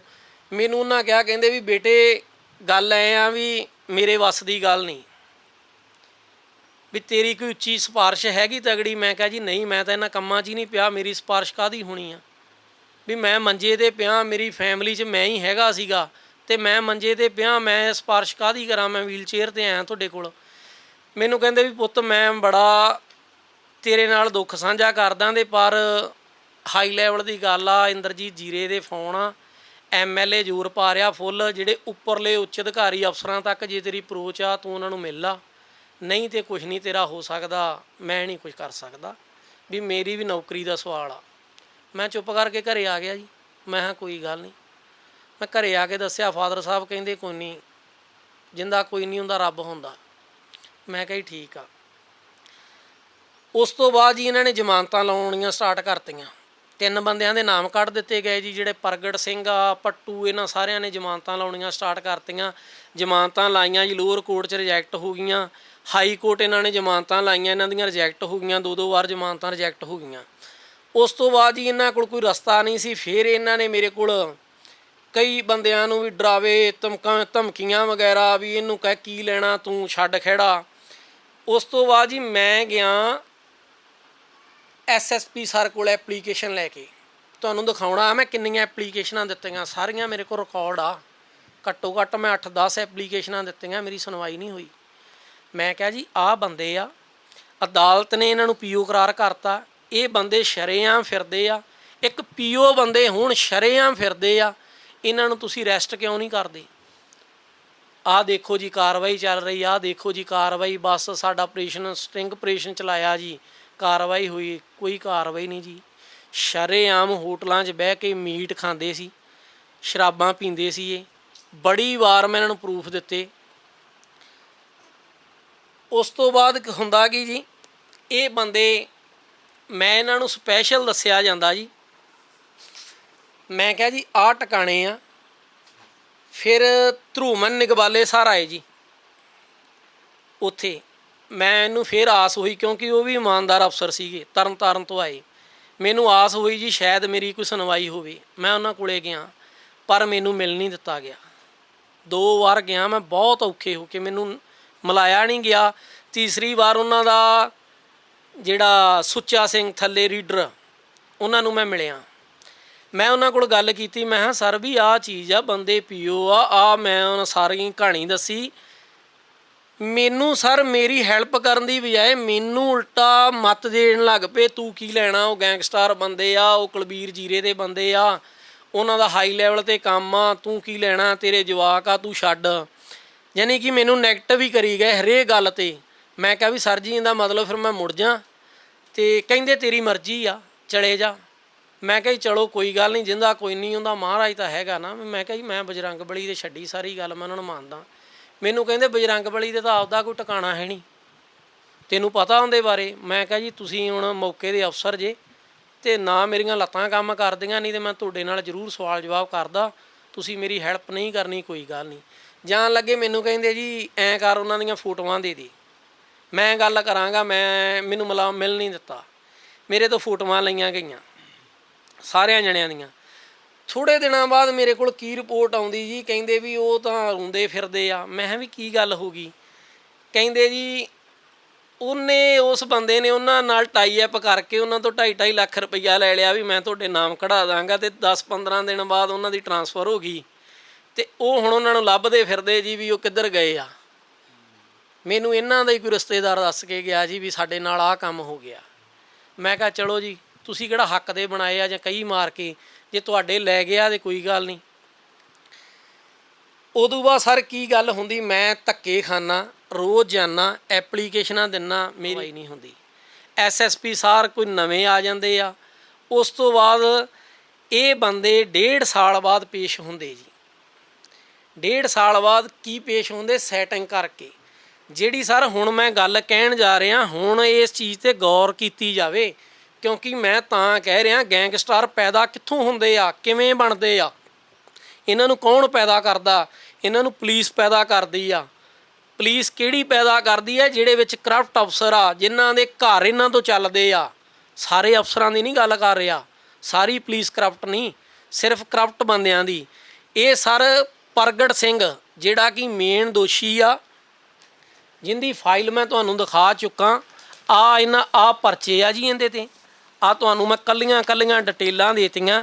ਘੱਟੋ ਘੱਟ 15 ਤੋਂ 16 ਪਰਚੇ ਆ, ਲੁੱਟਾਂ ਖੋਹਾਂ ਡਕੈਤੀਆਂ ਦੇ, ਕੋਈ ATM ਦੇ, ਕੋਈ ਬੈਂਕ ਦੇ, ਕੋਈ 302, ਕੋਈ 307। ਅਤੇ ਚਿੱਟੇ ਦਾ ਮੇਨ ਤਸਕਰ ਆ ਜੀ ਇਹ, ਸਾਰੇ ਏਰੀਏ ਨੂੰ ਚਿੱਟਾ ਸਪਲਾਈ ਕਰਦਾ ਏ। ਅਤੇ ਕਿੱਥੋਂ ਕਰਦਾ? ਪੁਲਿਸ ਨਾਲ ਹੱਥ ਰਲੇ ਤਾਂ ਕਰਦਾ। ਇਹ ਬੰਦੇ ਨੇ ਜੀ ਪਰਮਦੀਪ ਗੇਲਾ, ਉੱਥੇ CA ਸਟਾਫ 'ਚ, ਪਤਾ ਨਹੀਂ ਇੰਸਪੈਕਟਰ, ਸਬ ਇੰਸਪੈਕਟਰ, ਮੈਨੂੰ ਇੰਨੀ ਨੌਲੇਜ ਨਹੀਂ। ਇਹ ਬੰਦਿਆਂ ਨੇ ਪ੍ਰਗਟ ਸਿੰਘ ਨੂੰ ਉੱਥੇ ਪੇਸ਼ ਹੋ ਜਾਂਦਾ ਜੀ ਇੱਕ ਸੰਦੀਪ ਨੇਕੀ। 7-7 ਲੱਖ ਰੁਪਈਆ ਦਿੰਦੇ ਜੀ, 14 ਲੱਖ ਰੁਪਈਆ ਦੇ ਕੇ ਬੰਦੇ ਪੇਸ਼ ਹੋ ਰਹੇ ਆ। 14 ਲੱਖ ਰੁਪਈਆ ਪੁਲਿਸ ਨੂੰ ਕਿਉਂ ਦਿੱਤਾ ਜਾਂਦਾ ਜੀ, ਕਿਹੜੀ ਗੱਲ ਤੋਂ? ਉੱਥੇ ਜਦੋਂ ਪੇਸ਼ ਹੁੰਦੇ ਆ, ਪਰ ਚੰਗੇ ਅਫਸਰ ਵੀ ਆ। ਉੱਥੇ ਇੱਕ ਮੁੰਡੇ ਨੇ ਮੈਨੂੰ ਕਾਲ ਕੀਤੀ, ਉਹਦੀਆਂ ਧਾਵਾਂ ਨਿਕਲ ਗਈਆਂ। ਕਹਿੰਦਾ ਯਾਰ ਤੇਰੇ ਨਾਲ ਐਡਾ ਧੱਕਾ, ਕਹਿੰਦਾ ਵੀਡੀਓ ਕਾਲ 'ਤੇ ਮੈਨੂੰ ਦਿਖਾਇਆ ਗਿਆ, ਕਹਿੰਦਾ ਬੰਦੇ ਦੇਖ ਚਾਦਰਾਂ ਪਾ ਕੇ ਅਤੇ ਮੰਜਿਆਂ ਦੇ ਉੱਤੇ ਵਿਛਾਏ ਗਏ ਜਿਵੇਂ ਪ੍ਰਾਹੁਣੇ ਹੁੰਦੇ ਆ। ਜੇਲ੍ਹ 'ਚ ਗਏ ਸੀ ਜੀ, ਸਹੁਰੇ ਘਰ ਨਹੀਂ ਸੀ ਗਏ। ਉਹਨਾਂ ਨੂੰ ਚਿੱਟੀਆਂ ਚਾਦਰਾਂ 'ਤੇ ਆਪਦੀਆਂ ਬੈਰਕਾਂ ਦੇ ਵਿੱਚ ਪਾਇਆ ਗਿਆ। ਕਿਉਂ, ਕਿਹੜੀ ਗੱਲ ਤੋਂ ਪਾਇਆ ਗਿਆ, ਕਿਸ ਕਾਰਨ ਪਾਇਆ ਗਿਆ? ਉਹ ਮੁਜਰਮ ਸੀਗੇ, ਕਾਹਤੋਂ ਉਹਨਾਂ ਨਾਲ ਇੱਦਾਂ ਦਾ ਵਿਹਾਰ ਕਿਉਂ ਕੀਤਾ ਗਿਆ? ਉਸ ਚੀਜ਼ ਤੋਂ ਮੈਂ ਜਦੋਂ ਇੱਥੇ ਕੋਟ ਈਸੇ ਖਾਂ SHO ਮੁਖਤਿਆਰ ਸਿੰਘ ਸੀ ਜੀ, ਉਹਨਾਂ ਕੋਲ ਗਿਆ। ਜਦੋਂ ਉਹਨਾਂ ਨੇ ਦੇਖਿਆ, ਮੈਂ ਕਿਹਾ ਸਰ ਮੇਰੀ ਹਾਲਤ 'ਤੇ ਤਰਸ ਕਰੋ, ਵੀ ਆਹ ਬੰਦੇ ਮੇਰੇ ਤੋਂ ਤੁਰਿਆ ਨਹੀਂ ਜਾਂਦਾ। ਬਹੁਤ ਵਧੀਆ ਇੰਸਪੈਕਟਰ ਆ, ਉਹ ਵੀ ਇਮਾਨਦਾਰ ਬੰਦੇ ਸੀ। ਉਹਨਾਂ ਨੇ ਮੈਨੂੰ ਕਹਿੰਦੇ ਵੀ ਬੇਟੇ ਗੱਲ ਐਂ ਆ ਵੀ ਗੱਲ ਕੀਤਿਆਂ ਨਿਕਲ ਜਾਂਦੀ, ਅਤੇ ਵੀ ਮੈਂ ਬਹੁਤ ਅਪਸੈਟ ਆ ਯਾਰ, ਵੀ ਕੀ ਹੋ ਰਿਹਾ ਸਾਡੇ ਸਿਸਟਮ 'ਚ, ਵੀ ਇਹ ਜੇ ਬੰਦਿਆਂ ਕਰਕੇ ਸਾਡਾ ਵੀ ਨਾਮ ਖਰਾਬ ਹੁੰਦਾ, ਵੀ ਕੁਝ ਕਰਪਟ ਬੰਦਿਆਂ ਕਰਕੇ। ਕਹਿੰਦਾ ਵੀ ਕਾਗਜ਼ਾਂ ਦੇ ਵਿੱਚ ਇਹ ਬੰਦੇ ਕੋਟ ਈਸੇ ਖਾਂ ਥਾਣੇ ਆ, ਸੀਏ 'ਚ ਮੁਜਰਮ ਜਾਣ ਤੋਂ ਡਰਦਾ ਜੀ। ਜੇ ਨਾ ਪੇਸ਼ ਹੋਣਾ ਸੀ ਐਸਐਸਪੀ ਕੋਲ ਨਹੀਂ ਹੋਏ, ਹੋਰ ਕਿਸੇ ਕੋਲ ਨਹੀਂ ਹੋਏ, ਪਰਮਦੀਪ ਪੰਮੇ ਕੋਲ ਹੀ ਪੇਸ਼ ਹੋਣਾ ਸੀ, ਉੱਤੇ ਡੀਐਸਪੀ ਸੀ। ਜਦ ਕਿ ਪੇਸ਼ ਹੋਣਾ ਬਣਦਾ ਕੋਟੀ ਸੇਖਾਂ ਥਾਣੇ, ਸੀਏ 'ਚ ਪੇਸ਼ ਕਿਉਂ ਹੋਏ? ਉਹ ਪਰਮਦੀਪ ਕੋਲ ਹੀ ਕਿਉਂ ਪੇਸ਼ ਹੋਏ? ਜਦੋਂ ਮੈਨੂੰ ਉਹਨਾਂ ਕਿਹਾ ਜੀ, ਮੈਨੂੰ ਕਹਿੰਦੇ ਜੀ ਮੇਰੇ ਕੋਲ ਕਾਗਜ਼ਾਂ 'ਚ ਮੇਰੇ ਕੋਲ ਪੇਸ਼ ਆ, ਰੱਖੇ ਉੱਥੇ ਗਏ ਆ, ਪਰ ਤੂੰ ਜੇ ਤੇਰੇ ਕੋਈ ਉੱਤੇ ਸੁਣਵਾਈ ਹੁੰਦੀ ਆ ਤੇ ਜੇ ਕੋਈ ਉੱਪਰ ਤੈਨੂੰ ਅਫਸਰ ਜਾਣਦਾ, ਕੋਈ ਸਿਫਾਰਿਸ਼ ਹੈਗੀ, ਚਲੇ ਜਾ, ਨਹੀਂ ਤੇ ਤੇਰਾ ਕੁਝ ਨਹੀਂ ਹੋ ਸਕਦਾ। ਮੈਂ ਫਿਰ ਨਹੀਂ ਸਰ ਹਿੰਮਤ ਹਾਰੀ। ਮੈਂ ਮੈਡਮ ਰੁਪਿੰਦਰ ਭੱਟੀ ਜਿਹੜੇ ਐਸਪੀਡੀ ਨੇ, ਮੈਂ ਉਹਨਾਂ ਕੋਲੇ ਗਿਆ। ਮੈਂ ਉੱਤੇ ਜਾ ਕੇ ਉਹਨਾਂ ਨੂੰ ਮਿਲਿਆ ਜੀ।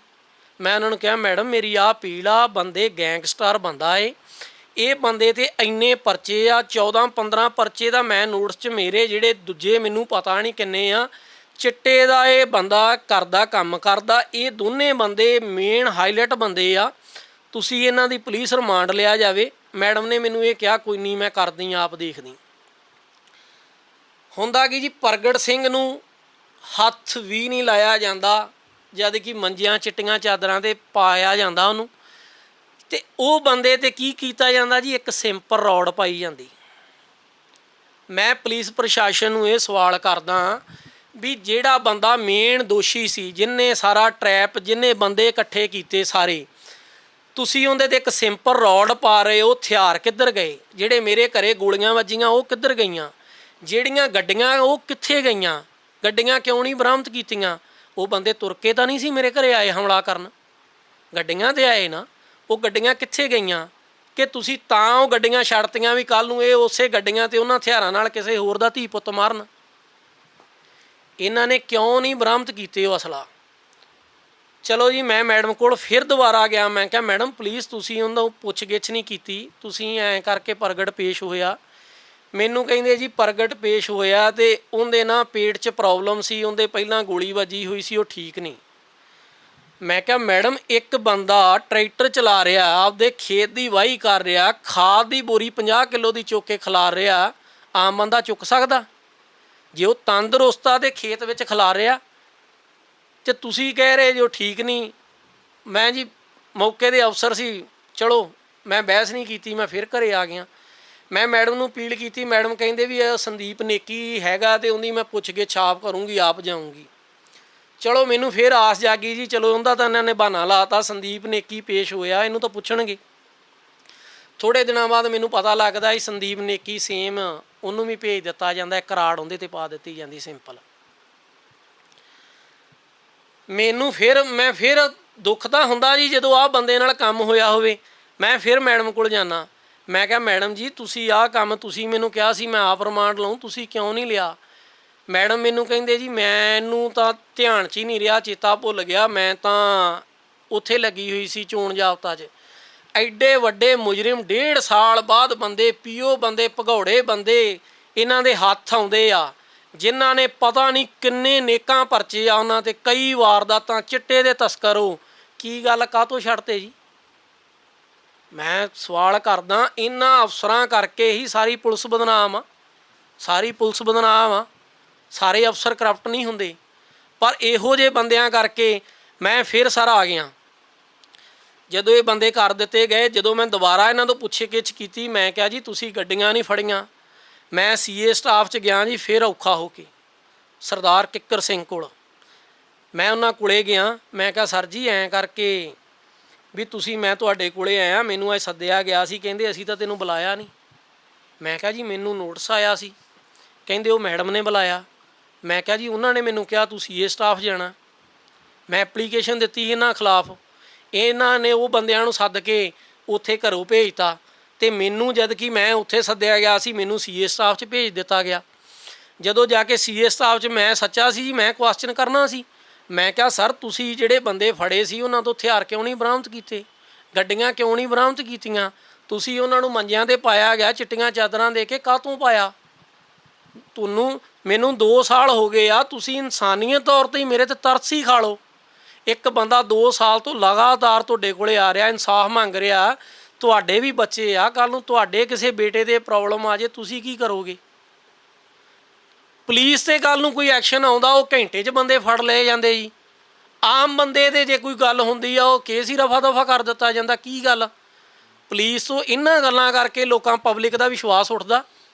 ਦਵਿੰਦਰ, ਤੁਸੀਂ ਮੰਨੂ ਦਾ ਨਾਮ ਲਿੱਤਾ, ਮਨਪ੍ਰੀਤ ਮੰਨੂ ਦਾ, ਉਹ ਆਸਟ੍ਰੇਲੀਆ ਦੇ ਵਿੱਚ ਸੈਟਲਡ ਹੈ। ਉਹਦਾ ਵੀ ਬਿਆਨ ਆਇਆ, ਉਹਨੇ ਵੀ ਬਿਆਨ ਦਿੱਤਾ। ਉਹ ਤੁਹਾਡੇ ਤੇ ਇਲਜ਼ਾਮ ਇਹ ਲਗਾਉਂਦੇ ਆ ਕਿ ਤੁਸੀਂ ਗੈਂਗਸਟਰ ਹੋ, ਤੁਸੀਂ ਨਸ਼ੇ ਦੀ ਤਸਕਰੀ ਕਰਦੇ ਰਹੇ ਹੋ ਔਰ ਤੁਸੀਂ ਚਿੱਟਾ ਵੀ ਵੇਚਦੇ ਰਹੇ ਹੋ, ਤੁਹਾਡੇ ਟਰੱਕ ਚੱਲਦੇ ਰਹੇ, ਤੁਸੀਂ ਬਾਹਰੋਂ ਡੋਡੇ, ਫੀਮ, ਹੋਰ ਤਰ੍ਹਾਂ ਦੇ ਨਸ਼ੇ, ਤੁਸੀਂ ਤਰ੍ਹਾਂ ਦੇ ਨਸ਼ੇ ਕਰਦੇ ਹੋ। ਉਸ ਤੋਂ ਬਾਅਦ ਉਹ ਤੁਹਾਡੀ ਨਿੱਜੀ ਜ਼ਿੰਦਗੀ ਦੇ ਉੱਤੇ ਵੀ ਅਟੈਕ ਕਰਦੇ ਹੋ। ਕਹਿੰਦੇ ਕਿ ਤੁਹਾਡੇ 4 ਵਿਆਹ ਵੀ ਹੋਏ ਆ। ਇਹਦੇ 'ਚ ਕਿੰਨੀ ਕੁ ਸੱਚਾਈ ਹੈ? ਇਸ ਚਾਈ ਜੀ ਪਹਿਲਾਂ ਮੈਂ ਤੁਹਾਨੂੰ ਇਸੇ ਚੀਜ਼ ਦੇ ਪ੍ਰੂਫ ਦਿੱਤੇ ਆ। ਮੇਰੀ ਸੈਕੰਡ ਮੈਰਿਜ ਹੋਈ ਜੀ, ਮੇਰੇ 2 ਬੱਚੇ ਆ, ਮੈਂ ਆਪਣੀ ਲਾਈਫ 'ਚ ਖੁਸ਼ ਹਾਂ। ਇਹ ਮੇਰੀ ਪਰਸਨਲ ਲਾਈਫ ਆ। ਚਲੋ ਮੇਰੇ 10 ਵਿਆਹ ਹੋਏ ਹੁਣ, ਮੇਰੇ 15 ਹੋਏ ਹੁਣ, ਇਹਦਾ ਮਤਲਬ ਇਹ ਆ ਵੀ ਉਹ ਆ ਕੇ ਮੈਨੂੰ ਗੋਲੀਆਂ ਮਾਰ ਜਾਣ। ਹੁਣ ਵਿਆਹ ਤਾਂ ਮਾਨ ਸਾਹਿਬ ਨੇ ਵੀ ਕਰਾਇਆ, ਉਹਨਾਂ ਦੀ ਪਰਸਨਲ ਲਾਈਫ ਆ। ਹਰ ਬੰਦੇ ਦੀ ਆਪਣੀ ਲਾਈਫ ਆ, ਕਹਿੰਦੇ ਘਰੇ ਡਿਸਟ੍ਰੀਬਿਊਟ ਨਹੀਂ ਹੁੰਦੀ। ਮੈਂ ਗੱਲਾਂ ਕਰਨੀਆਂ ਨਹੀਂ ਚਾਹੁੰਦਾ ਜੀ, ਪਰ ਤੁਸੀਂ ਇਹ ਮੈਨੂੰ ਸਵਾਲ ਕੀਤਾ ਬਹੁਤ ਵਧੀਆ, ਮੈਂ ਜਵਾਬ ਦੇਣਾ ਚਾਹੁੰਦਾ। ਜਿਹੜਾ ਮਨਪ੍ਰੀਤ ਮੰਨੂ ਨਾਮ ਦਾ ਮੁੰਡਾ, ਇਹਦੀ ਆਪਣੀ ਸਕੀ ਭਰਜਾਈ ਇਹਨਾਂ ਨੇ ਮਾਰਤੀ ਸੀ।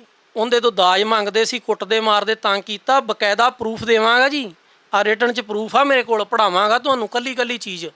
ਐਦਾਂ ਨਹੀਂ ਗਾ ਕਿਸੇ 'ਤੇ ਐਲੀਗੇਸ਼ਨ ਲਾਉਂਦਾ। ਇਹਨਾਂ ਨੇ ਉਹ ਕੁੜੀ ਇਹਨਾਂ ਤੋਂ ਅੱਕ ਕੇ ਉਹਨੇ ਕੁੜੀ ਨੇ ਆਪਣੇ ਆਪ ਨੂੰ ਫਾਹ ਲਾ ਲਿਆ ਜੀ। ਫਿਰ ਉਹਨਾਂ ਦੀ ਇੱਕ ਹੈਲਪ ਕਰਦਾ ਸੀ ਮੁੰਡਾ ਮਨਪ੍ਰੀਤ, ਆਸਟ੍ਰੇਲੀਆ ਚਲੇ ਗਿਆ ਜੀ। ਮੰਗਾ ਸੁਨਿਆਰਿਆਂ ਦਾ ਮੁੰਡਾ ਸੀ, ਉਹਨੇ ਇਹਨਾਂ ਦੇ ਪਰਚਾ ਕਰਾਇਆ। ਇਹ ਬੰਦੇ ਨੇ ਕੀ ਕੀਤਾ, ਇਹਨਾਂ ਬੰਦਿਆਂ ਤੋਂ ਹੀ ਆ ਜਿਹੜੇ ਪ੍ਰਗਟ ਹਣੀ, ਇਹਨਾਂ ਤੋਂ ਉਹਦੀਆਂ ਲੱਤਾਂ ਤੜਾਤੀਆਂ। ਮੁੰਡਾ ਆਸਟ੍ਰੇਲੀਆ ਬੈਠਾ, ਮੈਂ ਨੰਬਰ ਵੀ ਦੇ ਸਕਦਾ ਹੁੰਦਾ, ਤੁਸੀਂ ਉਹਦੇ ਨਾਲ ਗੱਲ ਕਰ ਸਕਦੇ ਹੋ। ਦੂਸਰਾ, ਇਹਦੇ ਬ੍ਰਦਰ ਦੇ ਆਪਦੇ 3 ਵਿਆਹ ਹੋਏ ਜੀ। ਜੇ ਮੈਂ ਕਹਾਂ ਕਿਸੇ ਦੀ ਸਿਸਟਰ ਇੱਦਾਂ ਉਹ ਨਿਕਲ ਗਈ ਫਲਾਨਾ, ਇਹ ਗੱਲਾਂ ਮੈਨੂੰ ਸ਼ੋਭਾ ਨਹੀਂ ਦਿੰਦੀਆਂ, ਕਿਉਂਕਿ ਦੁਸ਼ਮਣੀ ਮੇਰੀ ਇਹਨਾਂ ਨਾਲ ਆ। ਇਹਨਾਂ ਦੀਆਂ ਭੈਣਾਂ ਮੇਰੀਆਂ ਭੈਣਾਂ ਹੀ ਆ, ਚਾਹੇ ਮੇਰੇ ਦੁਸ਼ਮਣ ਆ, ਉਹਨਾਂ ਦਾ ਕੋਈ ਕਸੂਰ ਨਹੀਂ। ਮੈਂ ਕਿਸੇ ਦੀ ਧੀ ਭੈਣ 'ਤੇ ਕੋਈ ਗੱਲ ਨਹੀਂ ਕਰਨੀ ਚਾਹੁੰਦਾ, ਕਿਉਂਕਿ ਇਹ ਗੱਲਾਂ ਕਰਨੀਆਂ ਵਧੀਆ ਨਹੀਂ, ਕਿਉਂਕਿ ਹਰੇਕ ਦੀ ਆਪਣੀ ਪਰਸਨਲ ਲਾਈਫ। ਜੋ ਤੁਹਾਡੇ ਤੇ ਨਸ਼ੇ ਦਾ ਕਹਿੰਦੇ ਪਏ ਕਿ ਤੁਸੀਂ ਨਸ਼ਾ ਵੇਚਦੇ ਰਹੇ ਹੋ, ਇੱਥੇ ਆਪਣੇ ਮੁੰਡਿਆਂ ਨੂੰ ਲਗਾਇਆ, ਤੁਹਾਡੇ ਕੋਲ ਜਿਮ 'ਚ ਵੀ ਮੁੰਡੇ ਆਏ, ਉਹਨਾਂ ਨੂੰ ਵੀ ਤੁਸੀਂ ਨਸ਼ਾ ਲਾਇਆ, ਉਹ ਇਸ ਤਰੀਕੇ ਦੀਆਂ ਵੀ ਗੱਲਾਂ ਕਰਦੇ ਹੋ। ਤੁਹਾਡੇ ਜਿਮ ਦੇ ਵਿੱਚ ਜਿਹੜੇ ਮੁੰਡੇ ਆਉਂਦੇ ਆ, ਉਹਨਾਂ ਦੇ ਸਿਰ ਤੇ ਉਹ ਕਹਿੰਦੇ ਤੁਸੀਂ ਬਦਮਾਸ਼ੀ ਕਰਦੇ ਰਹੇ ਹੋ, ਗੈਂਗਸਟਰਵਾਦ ਤੁਸੀਂ ਇੱਥੇ ਵਧਾਇਆ ਆਪਣੇ ਇਲਾਕੇ ਦੇ ਵਿੱਚ। ਠੀਕ ਆ ਜੀ, ਪਹਿਲੀ ਗੱਲ ਤਾਂ ਇਹ ਆ ਭਾਜੀ, ਇੱਥੋਂ ਲੱਗ ਜਾਓ, ਆ ਮੇਰਾ ਸਾਰਾ ਮਹੱਲਾ, ਕਿਸੇ ਨੂੰ ਵੀ ਤੁਸੀਂ ਪੁੱਛ ਸਕਦੇ ਹੋ, ਹੈ ਨਾ। ਦੂਜੀ ਗੱਲ ਇਹ ਆ ਵੀ ਮੈਂ ਤਾਂ ਪੁਲਿਸ ਕੋਲ ਰੋਜ਼ ਜਾਂਦਾ ਵੀ ਮੇਰੇ ਤੇ ਕੋਈ ਐਲੀਗੇਸ਼ਨ ਆ। ਜੇ ਮੈਂ ਨਸ਼ਾ ਅੱਜ ਦੇ ਦਿਨ ਤੱਕ, ਮੈਂ ਤਾਂ ਇਹਨਾਂ ਨੂੰ ਕਹਿ ਰਿਹਾ ਨਸ਼ੇ ਖਿਲਾਫ ਆਵਾਜ਼ ਚੁੱਕ ਰਿਹਾ, ਮੈਂ ਬੰਦੇ ਦੱਸ ਰਿਹਾ, ਇਹ ਉਲਟਾ ਮੈਨੂੰ ਹੀ ਕਹਿ ਰਹੇ ਆ। ਹੁਣ ਇਹਨਾਂ ਕੋਲ ਭਾਜੀ ਇੱਕ ਵੀ ਐਵੀਡੈਂਸ ਨਹੀਂ ਬਿਨਾਂ ਬੋਲੇ ਤੋਂ। ਕਦੇ ਮੇਰੀ ਪਰਸਨਲ ਲਾਈਫ ਨੂੰ ਇਹਨਾਂ ਕੋਲ ਇੱਕ ਇਸ਼ੂ ਹੀ ਆ ਬਸ, ਵਿਆਹ ਦਾ। ਇਹਦੇ ਜੀ ਵਿਆਹ ਹੋਇਆ ਜੀ, ਇਹ ਐਂ ਜੀ, ਕਦੇ ਕਹਿ ਦਿੰਦੇ ਕੁੜੀਆਂ ਰੱਖਦਾ। ਆ ਮੇਰੀ ਵਾਈਫ ਆ, 2 ਸਾਲ ਤੋਂ ਤਾਂ ਉਹ ਵਿਚਾਰੀ ਮੈਨੂੰ ਸਾਂਭ ਰਹੀ ਆ।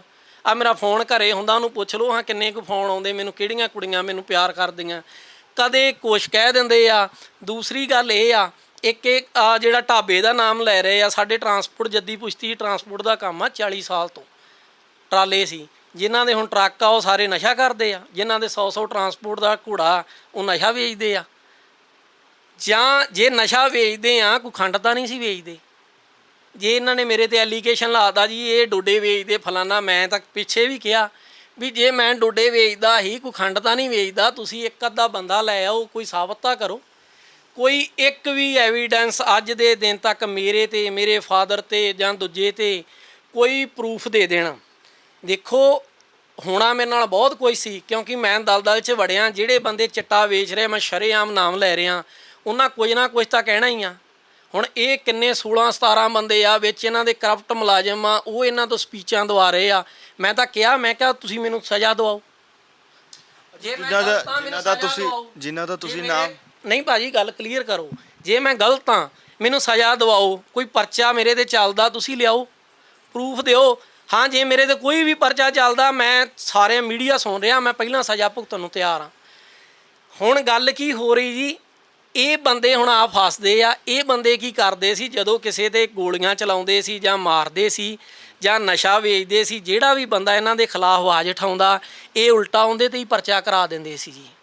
ਉਹਦੇ 'ਤੇ ਜਾਂ ਤਾਂ ਆਪਦੇ ਬੰਦਿਆਂ ਨੂੰ ਗੋਲੀਆਂ ਮਾਰ ਦਿੰਦੇ ਸੀ, ਜਾਂ ਉਲਟਾ ਉਹਦੇ 'ਤੇ ਪਰਚਾ ਪਵਾ ਕੇ ਇਹ ਕ੍ਰੋਸ ਕਰਾ ਕੇ ਪਰਚਾ ਕੈਂਸਲ ਕਰਾ ਲੈਂਦੇ ਸੀ। ਇਹਨਾਂ ਨੇ ਉਹੀ ਗੇਮ ਹੁਣ ਖੇਡੀ, ਪਰ ਫਾਸੇ ਤਾਂ ਕਿ ਮੈਂ ਤਾਂ 2 ਸਾਲ ਤੋਂ ਪਿਆ। ਸ਼ਾਇਦ ਜੇ ਮੈਂ ਚੱਲਦਾ ਹੁੰਦਾ ਇਹ ਹੁਣ ਨੂੰ ਮੇਰੇ ਤੇ ਪਰਚੇ ਕਈ ਪਵਾ ਦੇਣੇ ਸੀ ਇਹਨਾਂ, ਜਾਂ ਮੇਰੇ ਤੇ ਇਹਨਾਂ ਕ੍ਰੋਸ ਬਣਾ ਕੇ ਗੋਲੀਆਂ ਮਰਾ ਕੇ ਇਹਨਾਂ ਨੇ ਕਹਿ ਦੇਣਾ ਸੀ ਸਾਡੇ ਮਾਰ ਗਿਆ, ਪਰਚਾ ਕੈਂਸਲ ਹੋ ਜਾਣਾ ਸੀ। ਅੱਛਾ, ਇੱਕ ਚਸ਼ਮਦੀਦ ਵੀ ਸੀਗਾ ਉਸੇ ਇੰਟਰਵਿਊ ਦੇ ਵਿੱਚ, ਇੰਦਰਜੀਤ ਤੇ ਗੁਰਪ੍ਰੀਤ ਦੋਵੇਂ ਭਰਾ ਵੀ ਨੇ। ਮਨਪ੍ਰੀਤ ਮੰਨੂ ਦੇ ਨਾਲ ਹੀ ਉਹਨਾਂ ਨੇ ਵੀ ਇੰਟਰਵਿਊ ਦਿੱਤੀ। ਉਹਨਾਂ ਨੇ ਉਹਦੇ 'ਚ ਇਹ ਕਿਹਾ ਕਿ ਇੰਦਰਜੀਤ ਦੇ ਤੁਸੀਂ ਗਲ ਪਏ ਹੋ 4-5 ਜਣੇ, ਤੁਹਾਡੇ ਜਿਮ ਦੇ ਸਾਥੀ ਹੋਰ ਸੀਗੇ, ਤੁਸੀਂ ਗਲ ਪਏ ਹੋ, ਔਰ ਇੰਨਾ ਹੀ ਨਹੀਂ ਕਿ ਤੁਸੀਂ ਪਿਸਟਲ ਲੈ ਕੇ ਉਹਨਾਂ ਨੂੰ ਧਮਕਾਉਣ ਵੀ ਗਏ ਹੋ। ਇਹ ਇਲਜ਼ਾਮ ਜੋ ਉਹਨਾਂ ਨੇ ਤੁਹਾਡੇ ਤੇ ਲਾਏ ਹੈ, ਇਹਦੇ 'ਚ ਕਿੰਨੀ ਕੁ ਸੱਚਾਈ ਹੈ? ਔਰ ਇੰਦਰਜੀਤ ਤੇ ਗੁਰਪ੍ਰੀਤ, ਤੁਹਾਡਾ ਜੋ ਕੇਸ ਐਡਾ ਵੱਡਾ ਹੋਇਆ, ਇਹਦੇ 'ਚ ਉਹਨਾਂ ਦੀ ਕਿਸ ਤਰੀਕੇ ਦੇ ਨਾਲ ਸ਼ਮੂਲੀਅਤ ਤੁਸੀਂ ਪਹਿਲਾਂ ਦੱਸੀ ਹੈ, ਤੇ ਉਹ ਕਿਸ ਤਰੀਕੇ ਦੇ ਨਾਲ ਸ਼ਾਮਲ ਨੇ?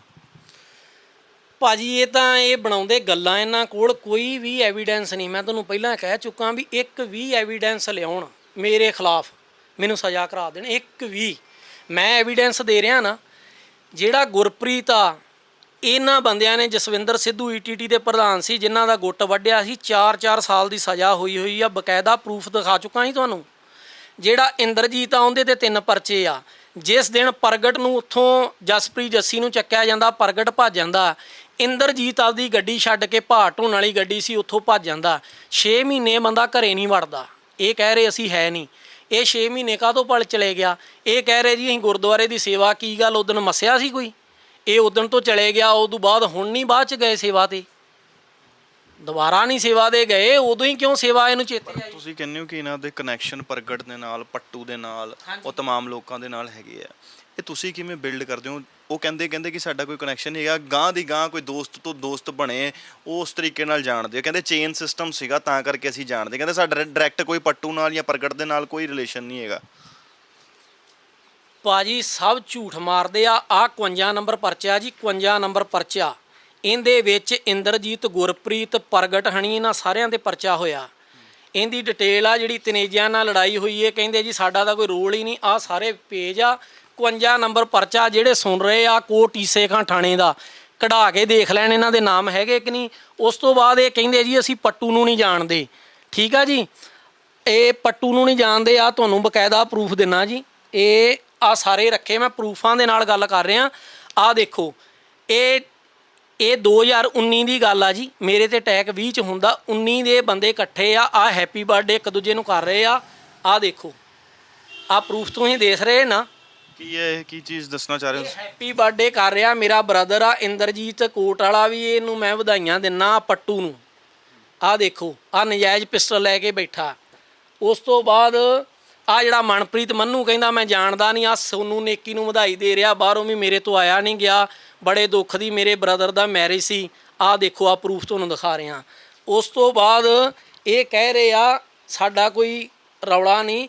ਆ ਜਸਪ੍ਰੀਤ ਜੱਸੀ ਨੂੰ ਹੈਪੀ ਬਰਥਡੇ ਦੀਆਂ ਵਧਾਈਆਂ ਦਿੰਦੇ ਆ।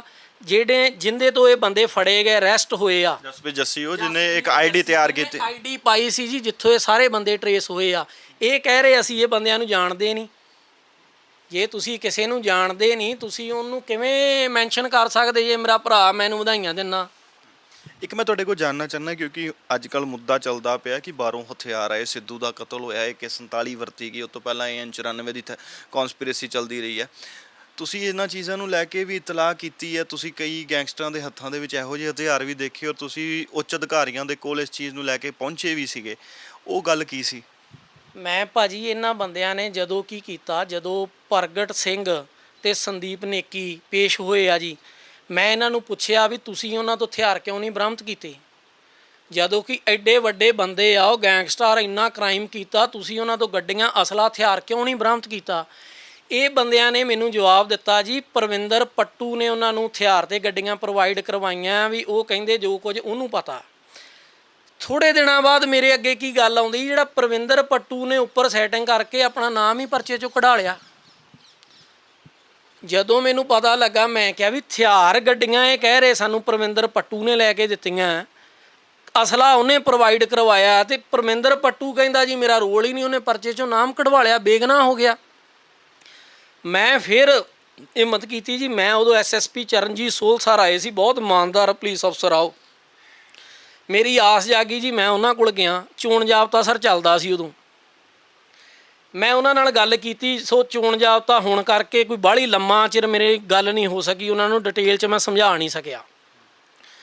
ਮੈਂ ਉਹਨਾਂ ਨੂੰ ਐਪਲੀਕੇਸ਼ਨ ਦੇ ਆਂਦੀ ਤੇ ਉਹਨਾਂ ਨੇ ਸਰ ਸਿੱਟ ਬਿਠਾਈ ਦੁਬਾਰਾ।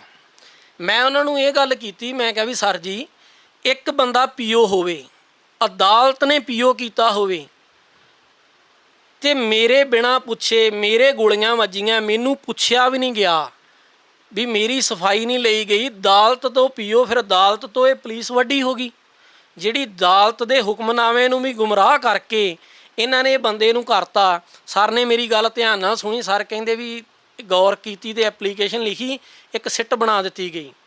ਇਹ ਜਿਹੜੇ ਤਿੰਨ, ਇੱਕ ਪਰਮਿੰਦਰ ਪੱਟੂ ਤੇ ਤਿੰਨ ਬੰਦੇ ਜਿਹੜੇ ਇਹਨਾਂ ਦੇ ਨਾਮ ਕੱਢੇ ਸੀ, ਮੈਂ ਸਾਰੇ ਪ੍ਰੂਫ ਦੇ ਕੇ ਆਇਆ ਸਰ ਨੂੰ। ਇਹਨਾਂ ਨੇ ਕੀਤਾ ਜੀ, ਪਰਮਿੰਦਰ ਪੱਟੂ ਦਾ ਨਾਮ ਤਾਂ ਵਿੱਚ ਪਾਤਾ ਦੁਬਾਰਾ, ਸਾਰੀ ਇਨਕੁਆਇਰੀ ਕਰਕੇ ਉਹਨਾਂ ਤਿੰਨਾਂ ਦਾ ਨਾਮ ਨਹੀਂ ਮੈਂਸ਼ਨ ਫਿਰ ਕੀਤਾ। ਉਸ ਤੋਂ ਬਾਅਦ ਮੈਂ ਇਹ ਵੀ ਗੱਲ ਕਹੀ ਪੁਲਿਸ ਨੂੰ, ਮੈਂ ਕਿਹਾ ਜੀ ਦੇਖੋ, ਮੇਰੀ ਕੋਈ ਇਹਨਾਂ ਨਾਲ ਪਰਸਨਲ ਦੁਸ਼ਮਣੀ ਨਹੀਂ ਸੀ। 7 ਮਹੀਨਿਆਂ ਬਾਅਦ ਇੱਕ ਆਈਡੀ ਤੋਂ ਪੁਸ਼ਜਾਰ ਹੋਏ ਆ ਬੰਦੇ, ਮੇਰੇ ਕਹਿਣ ਤੇ ਤਾਂ ਨਹੀਂ ਨਾ ਤੁਸੀਂ ਫੜੇ। ਇਹਨਾਂ ਦੇ ਨਾਲ ਦੇ ਬੰਦੇ ਜਦੋਂ ਇਹ ਮੰਨ ਰਹੇ ਆ ਵੀ ਇਹ ਬੰਦੇ ਹੈਗੇ ਆ ਵਿੱਚ, ਇਹਨਾਂ ਨੇ ਕ੍ਰਾਈਮ ਕਰਾਇਆ, ਫਿਰ ਇਹ ਬੰਦੇ ਕਿਉਂ ਨਹੀਂ ਫੜੇ ਜਾਂਦੇ? 3 ਬੰਦਿਆਂ ਦਾ ਰਿਮਾਂਡ ਲਿਆ ਗਿਆ, 3 ਬੰਦੇ ਅਰੈਸਟ ਹੋਏ ਆ। ਇੱਕ ਮੰਨ ਲਿਆ ਝੂਠ ਬੋਲਦਾ, ਦੂਜੇ ਨੂੰ ਅਲੱਗ ਪੁੱਛਿਆ ਗਿਆ, ਤੀਜੇ ਨੂੰ ਅਲੱਗ। ਫਿਰ ਇਹ ਬੰਦਿਆਂ ਦੇ ਨਾਮ ਕਿਉਂ ਕੱਢੇ ਗਏ? SHO ਲਖਵਿੰਦਰ ਸਰ ਨੇ ਕੋਲੇ ਖੜੇ ਸੀ, ਰਿਮਾਂਡ ਲਿਆ, ਇਹ ਬੰਦਿਆਂ ਦੇ ਨਾਮ ਕਿਉਂ ਕੱਢੇ ਗਏ ਆ, ਕਿਸ ਗੱਲ ਤੋਂ? ਫਿਰ ਸਰ ਕੀ ਹੁੰਦਾ, ਇਹ ਜਦੋਂ ਪਰਮਿੰਦਰ ਪੱਟੂ ਦਾ ਦੁਬਾਰਾ ਨਾਮ ਪਾ ਦਿੱਤਾ ਜਾਂਦਾ, ਇਹ ਬੜੀ ਤਹਿਸ 'ਚ ਆਉਂਦਾ ਦੁਬਾਰਾ। ਮੇਰਾ ਇੱਕ ਫਰੈਂਡ ਆ ਜਸਦੀਪ ਮੁੰਡਾ, ਮੇਰੇ ਨਾਲ ਪੜ੍ਹਦਾ ਸੀ, ਇਹ ਉਹਦੇ ਕਿਤੇ ਨੂਨ ਹੋਣੇ ਆ। ਇਹਨਾਂ ਨੇ ਉਹਨੂੰ ਕਾਲ ਕੀਤੀ ਜਦੋਂ ਮੂਸੇ ਵਾਲਾ ਦਾ ਕਤਲ ਹੁੰਦਾ ਜੀ, ਸਿੱਧੂ ਮੂਸੇ ਵਾਲੇ ਦਾ, ਉਦੋਂ ਪਹਿਲਾਂ 7 ਤਰੀਕ ਨੂੰ, ਉਹ 29 ਤਰੀਕ ਨੂੰ ਐਕਸਪਾਇਰ ਹੁੰਦਾ, 7 ਤਰੀਕ ਨੂੰ ਉਸ ਤੋਂ ਪਹਿਲਾਂ ਇਹ ਬੰਦੇ ਆਉਂਦੇ ਆ। ਮੈਨੂੰ ਇੱਕ ਕਾਲ ਆਉਂਦੀ ਆ ਵੀ ਮਾਨ ਕਿੱਥੇ ਆ? ਮੈਂ ਉਸ ਟਾਈਮ ਮਾਰਕੀਟ ਸੀਗਾ, ਆਪਣੇ ਬ੍ਰਦਰ ਨਾਲ ਗਿਆ ਸੀ ਉਸ ਟਾਈਮ। ਮੇਰਾ ਆਪਰੇਸ਼ਨ ਨਹੀਂ ਸੀ ਹੋਇਆਗਾ, ਮੈਂ ਮਾੜਾ ਮੋਟਾ ਹਾਕੀ ਤੇ ਤੁਰ ਲੈਂਦਾ ਸੀ, ਲੰਗੜਾ ਕੇ ਤੁਰਦਾ ਸੀ। ਆਪਰੇਸ਼ਨ ਮੇਰਾ ਦੁਬਾਰਾ ਹੋਇਆ ਤੇ ਜਦੋਂ ਮੈਂ ਦੇਖਿਆ, ਮੈਂ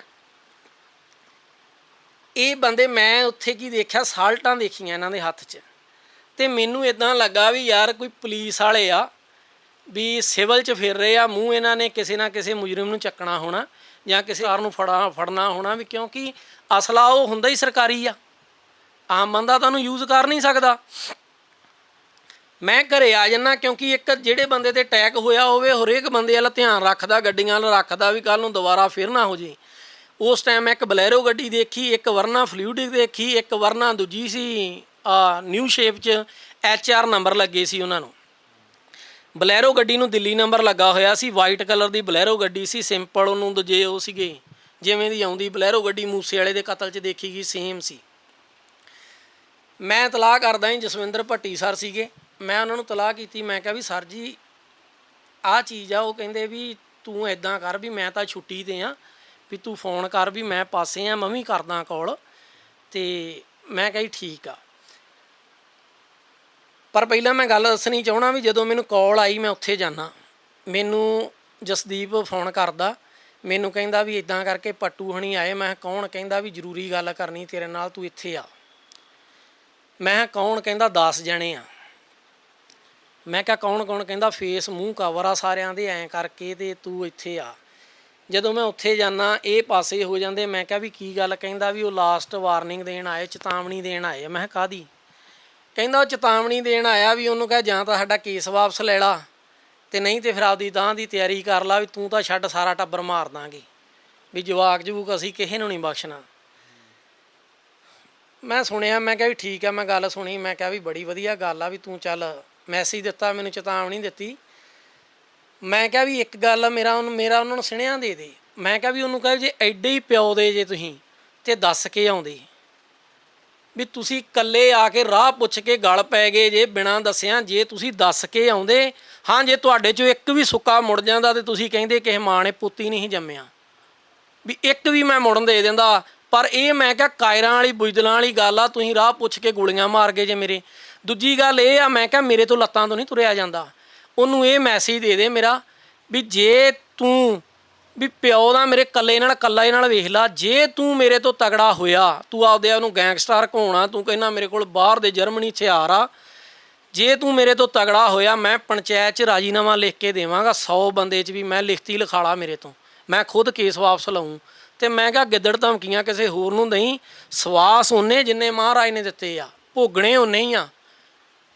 ਕਿਉਂਕਿ ਜਦੋਂ ਮਹਾਰਾਜ ਨੇ ਆਵਾਜ਼ ਦਿੱਤੀ ਜਾਣਾ ਉਦੋਂ ਹੀ ਆ, ਕਿਸੇ ਦੀ ਕੋਈ ਜ਼ਰੂਰਤ ਨਹੀਂ ਹੁੰਦੀ ਬੰਦੇ ਨੂੰ ਕੋਈ ਮਾਰ ਦੇ, ਨਾ ਅੱਜ ਦਵਾ ਨਾ ਕੱਲ੍ਹ ਦਵਾ। ਉਸ ਤੋਂ ਬਾਅਦ ਸਰ ਮੈਂ ਆ ਗਿਆ। ਮੇਰਾ ਇਹ ਸੀ ਜਦੋਂ ਮੈਂ ਭੱਟੀ ਸਰ ਨੂੰ ਕਾਲ ਕੀਤੀ, ਮੈਂ ਕਿਹਾ ਮੇਰਾ ਦੱਸਣਾ ਫਰਜ਼ ਆ, ਕਿਉਂਕਿ ਨਜਾਇਜ਼ ਅਸਲਾ ਚੱਕੀ ਫਿਰਦੇ, ਇਹਨਾਂ ਕੋਲ ਕਿਹੜਾ ਕੋਈ ਕਾਰੋਬਾਰ ਆ ਕਿਸੇ ਹੋਰ ਦਾ ਧੀ ਪੁੱਤ ਮਾਰਨਗੇ।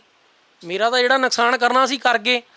ਉਸ ਤੋਂ ਬਾਅਦ ਮੈਂ ਐਸਐਸਪੀ ਸਰ ਨੂੰ ਵੀ ਕਾਲ ਕੀਤੀ, ਮੈਂ ਉਹਨਾਂ ਨੂੰ ਦੱਸਿਆ। ਮੈਨੂੰ ਕਹਿੰਦੇ ਵੀ ਬੇਟੇ ਵੀ ਗਾਂ ਤੋਂ ਕੋਈ ਇਨਫੋਰਮੇਸ਼ਨ ਹੋਈ ਮੈਨੂੰ ਦੱਸੀ। ਮੈਂ ਉਹਨਾਂ ਨੂੰ ਕਿਹਾ ਜੀ ਆਹ ਗੱਡੀਆਂ ਤੁਸੀਂ ਉਹਨਾਂ ਨੂੰ ਚੈੱਕ ਕਰਾ ਲਓ, ਇਹਨਾਂ ਕੋਲ ਆਹ ਅਸਲਾ, ਤੁਸੀਂ ਇਹਨਾਂ ਨੂੰ ਫੜ ਲਓ। ਸੋ ਪਤਾ ਨਹੀਂ ਸਰ ਬਿਜੀ ਸੀ, ਕੀ ਗੱਲ ਸੀ, ਜਾਂ ਉਹ ਕਿਤੇ ਛੁੱਟੀ 'ਤੇ ਸੀਗੇ ਉਸ ਟਾਈਮ, ਉਹਨਾਂ ਤੋਂ ਨਹੀਂ ਗੌਰ ਹੋਈ, ਮੈਨੂੰ ਨਹੀਂ ਪਤਾ ਵਿਚਲੀ ਗੱਲ। ਮੇਰਾ ਫਰਜ਼ ਸੀ ਜੋ ਮੈਂ ਦੱਸਿਆ ਉਹਨਾਂ ਨੂੰ। ਹੁਣ ਗੱਲ ਸਰ ਮੇਰੀ ਫਿਰ ਉਹੀ ਆ ਗਈ ਵੀ ਇਹ ਬੰਦੇ, ਜਦੋਂ ਉਹ ਮੁੰਡੇ ਪਾਲੇ ਦੀ ਇੰਟਰਵਿਊ ਸੁਣੀ ਤੁਸੀਂ, ਉਹ ਬੰਦਿਆਂ ਦੇ ਨਾ 4 ਬੰਦਿਆਂ ਦੇ ਗੋਲੀਆਂ ਮਾਰ ਕੇ ਗਏ ਆ। ਅੱਡ ਅੱਡ ਬੰਦਿਆਂ ਦੇ ਇਹਨਾਂ ਨੇ 4 ਬੰਦਿਆਂ ਦੇ ਗੋਲੀਆਂ ਮਾਰੀਆਂ। ਜਿਹੜਾ ਇਹਨਾਂ ਦਾ ਨਾਂ ਲੈਂਦਾ ਉਹਦੇ 'ਤੇ ਪਰਚਾ ਕਰਵਾ ਦਿੰਦੇ, ਉਲਟ ਕ੍ਰੋਸ ਬਣਾ ਦਿੰਦੇ, ਉਲਟਾ ਪਰਚਾ ਕਰਾ ਕੇ ਰਾਜੀਨਾਮਾ ਕਰ ਲੈਂਦੇ। ਜੇ ਕੋਈ ਨਸ਼ੇ ਦੇ ਖਿਲਾਫ ਇਹਨਾਂ ਬਾਰੇ ਬੋਲਦਾ, ਉਲਟਾ ਕਹਿੰਦੇ ਇਹ ਜੀ ਨਸ਼ਾ ਵੇਚਦਾ। ਤੁਸੀਂ ਮੈਨੂੰ ਦੱਸੋ ਮੈਂ ਨਸ਼ਾ ਵੇਚਦਾ ਜਾਂ ਮੈਂ ਖਾਣ ਵਾਲਾ ਹੈਗਾ? ਮੇਰਾ ਪਰਿਵਾਰ ਮਿਲਿਆ ਉੱਤੇ, ਮੇਰੇ ਜਿੰਮ 'ਚ ਚੜ੍ਹ ਜਾਓ, ਇੰਟਰਵਿਊ ਲੈ ਲਓ। ਜੇ ਕੋਈ ਬੰਦਾ ਕਹਿ ਦੇ ਅੱਜ ਦੇ ਦਿਨ ਤੱਕ ਮੈਂ ਕਿਸੇ ਨਾਲ ਦਾਰੂ ਵੀ ਨੂੰ ਹੱਥ ਨਹੀਂ ਲਾਇਆ ਜੀ ਅੱਜ ਤੱਕ, ਜੇ ਸ਼ਰਾਬ ਕਿਸੇ ਨੇ ਪੀਂਦੇ ਮੈਨੂੰ ਦੇਖਿਆ ਜਾਂ ਕਿਸੇ ਨਾਲ ਡਰਿੰਕ ਕਰਦੇ, ਇੱਥੋਂ ਤੱਕ ਈਵਨ ਮੇਰਾ ਕਿਸੇ ਨਾਲ ਫਰੈਂਡ ਸਰਕਲ ਵੀ ਹੋਵੇ, ਮੇਰੀ ਫੇਸਬੁੱਕ ਆਈਡੀ ਆ KS ਮਾਨ 'ਤੇ, ਜਿਹੜਾ ਮਰਜ਼ੀ ਸਰਚ, ਜੇ ਇੱਕ ਕਿਸੇ ਬੰਦੇ ਨਸ਼ੇੜੀ ਨਾਲ ਮੇਰੀ ਫੋਟੋ ਵੀ ਤੁਹਾਨੂੰ ਲੱਭ ਜੇ ਉਹਦੇ 'ਤੇ, ਪਲੇਅਰਾਂ ਨਾਲ ਫੋਟੋਆਂ ਮੇਰੀਆਂ, ਜੇ ਕੋਈ ਕਿਸੇ ਗੈਰ ਬੰਦੇ ਨਾਲ ਮੇਰੇ ਕੋਈ ਤਾਲੁਕਾਤ ਮਿਲ ਜਾਣ, ਮੈਂ ਹੱਕਦਾਰ ਹਾਂ, ਮੈਨੂੰ ਜੋ ਮਰਜ਼ੀ ਸਜ਼ਾ ਦੇ ਦੇ ਪ੍ਰਸ਼ਾਸਨ। ਜੇ ਕੋਈ ਪਰਚਾ ਵੀ ਚੱਲਦਾ ਹੋਵੇ, ਕੋਈ ਐਵੀਡੈਂਸ ਵੀ ਲੈ ਆਉਣ, ਇਹ ਬੇਤੁਕੀਆਂ ਗੱਲਾਂ ਕਰਦੇ ਜੀ, ਇਹਦੇ ਮੈਰਿਜ ਹੋਈ ਫਲਾਨਾ, ਮੇਰੀ ਪਰਸਨਲ ਲਾਈਫ ਆ। ਚਲੋ ਕੁਲਵਿੰਦਰ ਜੀ, ਗੈਂਗਸਟਰਾਂ ਨੇ ਤਾਂ ਤੁਹਾਡੀ ਹਿੰਮਤ ਤੋੜਨ ਦੀ ਕੋਸ਼ਿਸ਼ ਕੀਤੀ, ਭਾਵੇਂ ਧਮਕੀਆਂ ਦਿੱਤੀਆਂ, ਭਾਵੇਂ ਕਿਸੇ ਤਰੀਕੇ ਕੋਈ ਸੁਨੇਹਾ ਤੁਹਾਡੇ ਤੱਕ ਘੱਲਤਾ, ਪ੍ਰਸ਼ਾਸਨ ਨੇ ਵੀ ਤੁਹਾਨੂੰ ਕਿਤੇ ਨਾ ਕਿਤੇ ਤੋੜਨ ਦੀ ਕੋਸ਼ਿਸ਼ ਕੀਤੀ, ਤੁਹਾਡੀ ਹਿੰਮਤ ਤੋੜਨ ਦੀ ਕੋਸ਼ਿਸ਼ ਕੀਤੀ, ਤੁਸੀਂ ਸੰਘਰਸ਼ ਕੀਤਾ। ਇਹ ਪ੍ਰਸ਼ਾਸਨ ਕਿੰਨਾ ਕੁ ਜ਼ਿੰਮੇਵਾਰ ਹੈਗਾ ਇਹਦੇ ਵਿੱਚ? ਚੰਗੇ ਅਫਸਰ ਵੀ ਹੈਗੇ ਆ, ਲੇਕਿਨ ਜਿਹੜੇ ਮਾੜੇ ਨੇ ਉਹਨਾਂ ਬਾਰੇ ਜੇ ਤੁਸੀਂ ਕੁਝ ਕਹਿਣਾ ਚਾਹੋ। ਸਰ ਜੀ ਤੁਸੀਂ ਬਹੁਤ ਵਧੀਆ ਸਵਾਲ ਕੀਤਾ, ਕਿਉਂਕਿ ਮੈਂ ਤੁਹਾਨੂੰ ਦੱਸਣਾ ਚਾਹੁੰਦਾ, ਜੇ ਮੇਰਾ ਕੇਸ ਸਟੈਂਡ ਆ ਤੇ ਪੁਲਿਸ ਕਰਕੇ ਹੀ ਸਟੈਂਡ ਆ, ਤੇ ਪੁਲਿਸ ਨੇ ਹੀ ਮੇਰਾ ਕੇਸ ਵਿਗਾੜਿਆ ਸੀ, ਤੇ ਪੁਲਿਸ ਨੇ ਹੀ ਕੇਸ ਮੇਰਾ ਚੱਕਿਆ। ਉਹਦੇ ਵਿੱਚ ਸਰ ਜਿਹੜੇ ਚੰਗੇ ਪੁਲਿਸ ਅਫਸਰ ਆ, ਇਮਾਨਦਾਰ ਅਫਸਰ ਆ, ਮੈਨੂੰ ਬੜਿਆਂ ਦੀਆਂ ਕਾਲਾਂ ਆਈਆਂ ਵੀ ਅਸੀਂ ਤੇਰੇ ਨਾਲ ਆ ਬੇਟਾ, ਕੋਈ ਗੱਲ ਨਹੀਂ। ਜੇ ਮੈਂ ਚੰਗਾ ਮੈਨੂੰ ਕਾਲਾਂ ਕਰਦੇ ਆ, ਜੇ ਮੇਰਾ ਕੋਈ ਵੀ ਕ੍ਰਾਈਮ ਵਾਲਾ ਕੋਈ ਰਿਕਾਰਡ ਹੋਵੇ, ਮੇਰੇ ਕੋਈ ਨੇੜੇ ਨਾ ਲੱਗੇ। ਮੈਂ ਹੱਕ ਸੱਚ ਦੇ ਆਵਾਜ਼ ਦਿੰਦਾ। ਮੈਂ ਇਹ ਵੀ ਕਿਹਾ ਜੀ ਮੈਂ ਨਸ਼ੇ ਵਾਲੇ ਫੜਾਉਣਾ, ਕਿਸੇ 'ਚ ਜ਼ਰੂਰਤ ਹੈਗੀ ਤੇ ਆਵੇ ਫੜੇ, ਮੈਂ ਦੱਸਦਾ, ਪਰ ਦੱਸਾਂਗਾ ਤਾਂ ਜੇ ਕਿਸੇ ਨੇ ਅਰੈਸਟ ਕਰਨੇ ਆ। ਮੈਂ ਪਿਛਲੀ ਇੰਟਰਵਿਊ ਦਿੱਤੀ ਆ, ਉਹਦੇ 'ਚ ਮੈਨੂੰ ਇੱਕ SHO ਦਾ ਫੋਨ ਆਇਆ, ਮੈਂ ਨਾਮ ਨਹੀਂ ਹੁਣ ਲੈਣਾ। ਮੈਨੂੰ ਕਹਿੰਦੇ ਬੇਟਾ ਤੂੰ ਵਿੱਚ ਨਸ਼ੇ ਦਾ ਨਾਮ ਲਿਆ, ਕੌਣ ਵੇਚਦਾ? ਮੈਂ ਕਿਹਾ ਜੀ ਤੁਸੀਂ ਇਹ ਦੱਸੋ ਵੀ ਤੁਹਾਨੂੰ ਨਹੀਂ ਪਤਾ। ਜੇ ਤੁਹਾਨੂੰ ਨਹੀਂ ਪਤਾ ਮੈਂ ਦੱਸਦਾ, ਪਰ ਦੱਸਣਾ ਮੈਂ ਤਾਂ ਜੇ ਤੁਸੀਂ ਅਰੈਸਟ ਕਰਨਾ। ਮੈਨੂੰ ਕਹਿੰਦੇ ਮੈਂ 2 ਮਿੰਟਾਂ 'ਚ ਆ ਗਿਆ। 2 ਮਿੰਟ ਹੁਣ ਹੁੰਦੇ ਪਏ ਜੀ, ਹਜੇ ਤੱਕ ਨਹੀਂ ਆਇਆ ਕੋਈ। ਮੇਰੇ ਨਾਲ ਜਿਹੜੇ ਅਫਸਰਾਂ ਦਾ ਮੈਂ ਨਾਮ ਲਿਆ, ਫੇਸ ਟੂ ਫੇਸ ਬਹਿ ਕੇ ਮੈਂ ਗੱਲ ਕਰਨਾ, ਅੱਖਾਂ 'ਚ ਅੱਖਾਂ ਪਾ ਕੇ। ਜਿਹੜਾ ਬੰਦਾ ਝੂਠਾ ਹੋਊ, ਕ੍ਰਿਮੀਨਲ ਹੋਊ, ਕਦੇ ਗੱਲ ਨਾ ਕਰੂਗਾ। ਮੈਂ ਕੈਮਰਿਆਂ 'ਤੇ ਕਿਉਂ ਆ ਰਿਹਾ?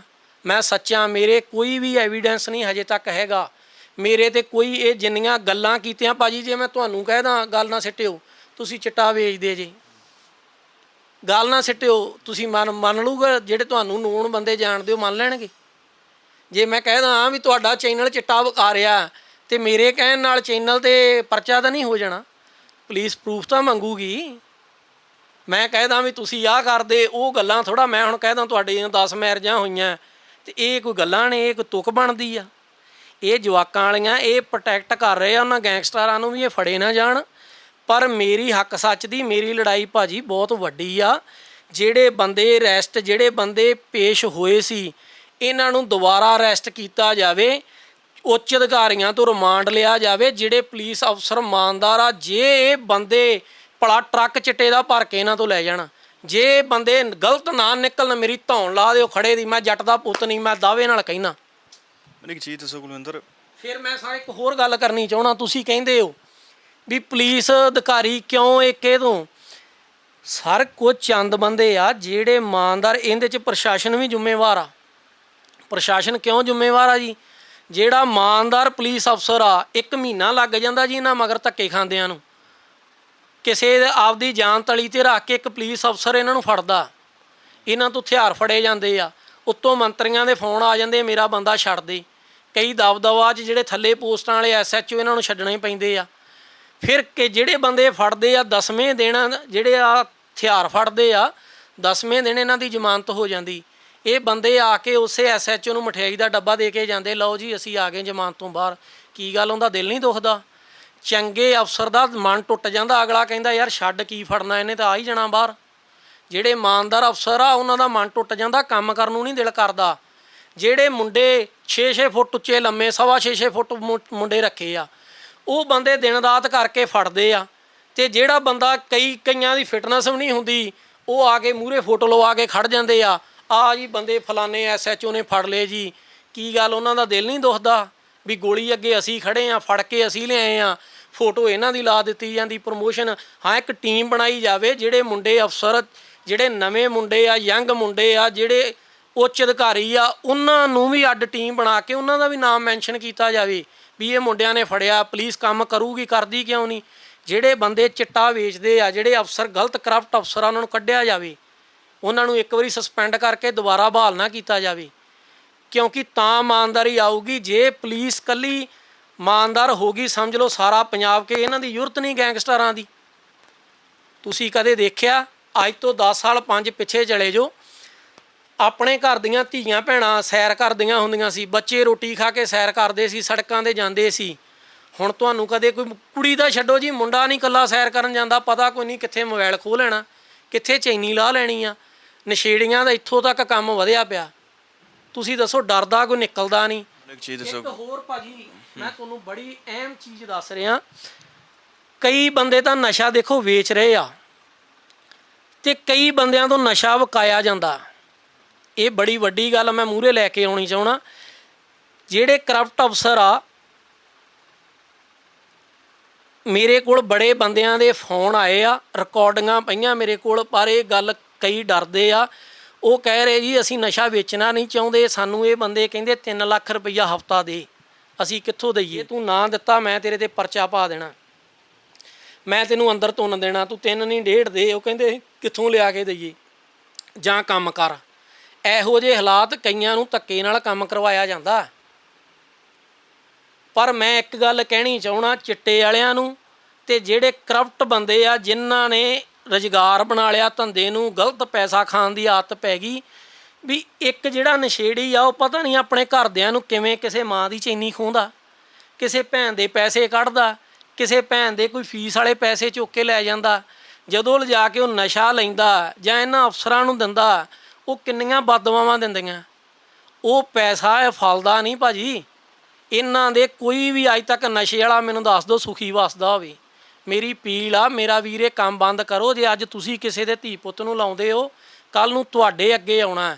ਜੇ ਕੋਈ ਪੁਲਿਸ ਅਫਸਰ ਇੱਦਾਂ ਦਾ ਕਰਦਾ, ਇਹਨਾਂ ਦੇ ਵੀ ਬੱਚੇ ਆ, ਕੱਲ੍ਹ ਨੂੰ ਇਹਨਾਂ ਨਾਲ ਵੀ ਹੋਣੀ ਆ। ਕੁਲਵਿੰਦਰ, ਮੇਰਾ ਆਖਰੀ ਸਵਾਲ ਹੈ ਤੁਹਾਡੇ ਕੋਲੋਂ।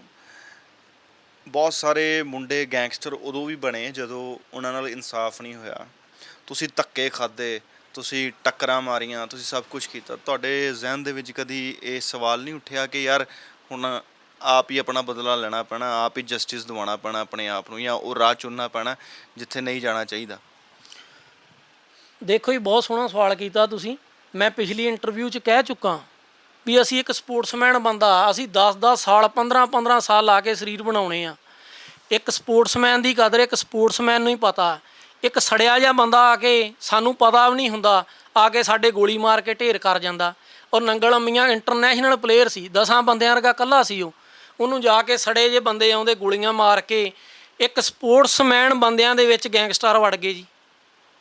ਸਪੋਰਟਸਮੈਨਸ਼ਿਪ ਖਤਮ ਕਰਤੀ ਜੀ ਇਹਨਾਂ। ਕੋਈ ਪਲੇਅਰ ਆਪਦੀ ਮਰਜ਼ੀ ਨਾਲ ਨਹੀਂ ਖੇਡ ਸਕਦਾ। ਜੇ ਫੋਨ ਆਉਣਾ ਉਹਨੇ ਉਸ ਟੀਮ 'ਚ ਖੇਡਣਾ। ਪਲੇਅਰ ਬਾਹਰ ਗਏ ਚਲੇ ਜੀ। 3 ਚੀਜ਼ਾਂ ਜੀ ਆਪਣੇ ਕੋਲ, ਹੁਸਨ, ਜਵਾਨੀ, ਮਾਪੇ। 3 ਚੀਜ਼ਾਂ ਪੰਜਾਬ 'ਚ ਖਤਮ ਹੋ ਗਈਆਂ। ਹੁਸਨ ਬਾਹਰ ਗਿਆ ਜੀ, ਜਵਾਨੀ ਆਪਣੀ ਬਾਹਰ ਗਈ ਚਲੀ ਜੀ। ਮਾਪੇ ਪਿੱਛੇ ਜਾ ਰਹੇ, ਬੱਚਿਆਂ ਦੇ ਪਿੱਛੇ ਰਹਿ ਕੀ ਗਿਆ। ਸਪੋਰਟਸਮੈਨ ਆ ਉਹ ਡਰਦੇ, ਕੋਈ ਸਪੋਰਟਸਮੈਨ ਮੈਨੂੰ ਦੱਸੋ ਕੋਈ ਗਰਾਊਂਡ ਨੂੰ ਜਾਂਦਾ, ਕੋਈ ਮਿਹਨਤ ਲਾਉਂਦਾ। ਬੱਚੇ ਆਈਲੈਟਸ ਕਰਦੇ ਆ, ਬਾਹਰ ਜਾ ਰਹੇ ਆ, ਸਪੋਰਟਸਮੈਨ ਨਾਲ ਹੈ ਕੌਣ। ਦੂਸਰਾ ਮੈਂ ਇਹ ਗੱਲ ਕਹੀ ਸੀ ਵੀ ਮੈਨੂੰ 2 ਸਾਲ ਹੋ ਗਏ ਧੱਕੇ ਖਾਂਦੇ ਨੂੰ।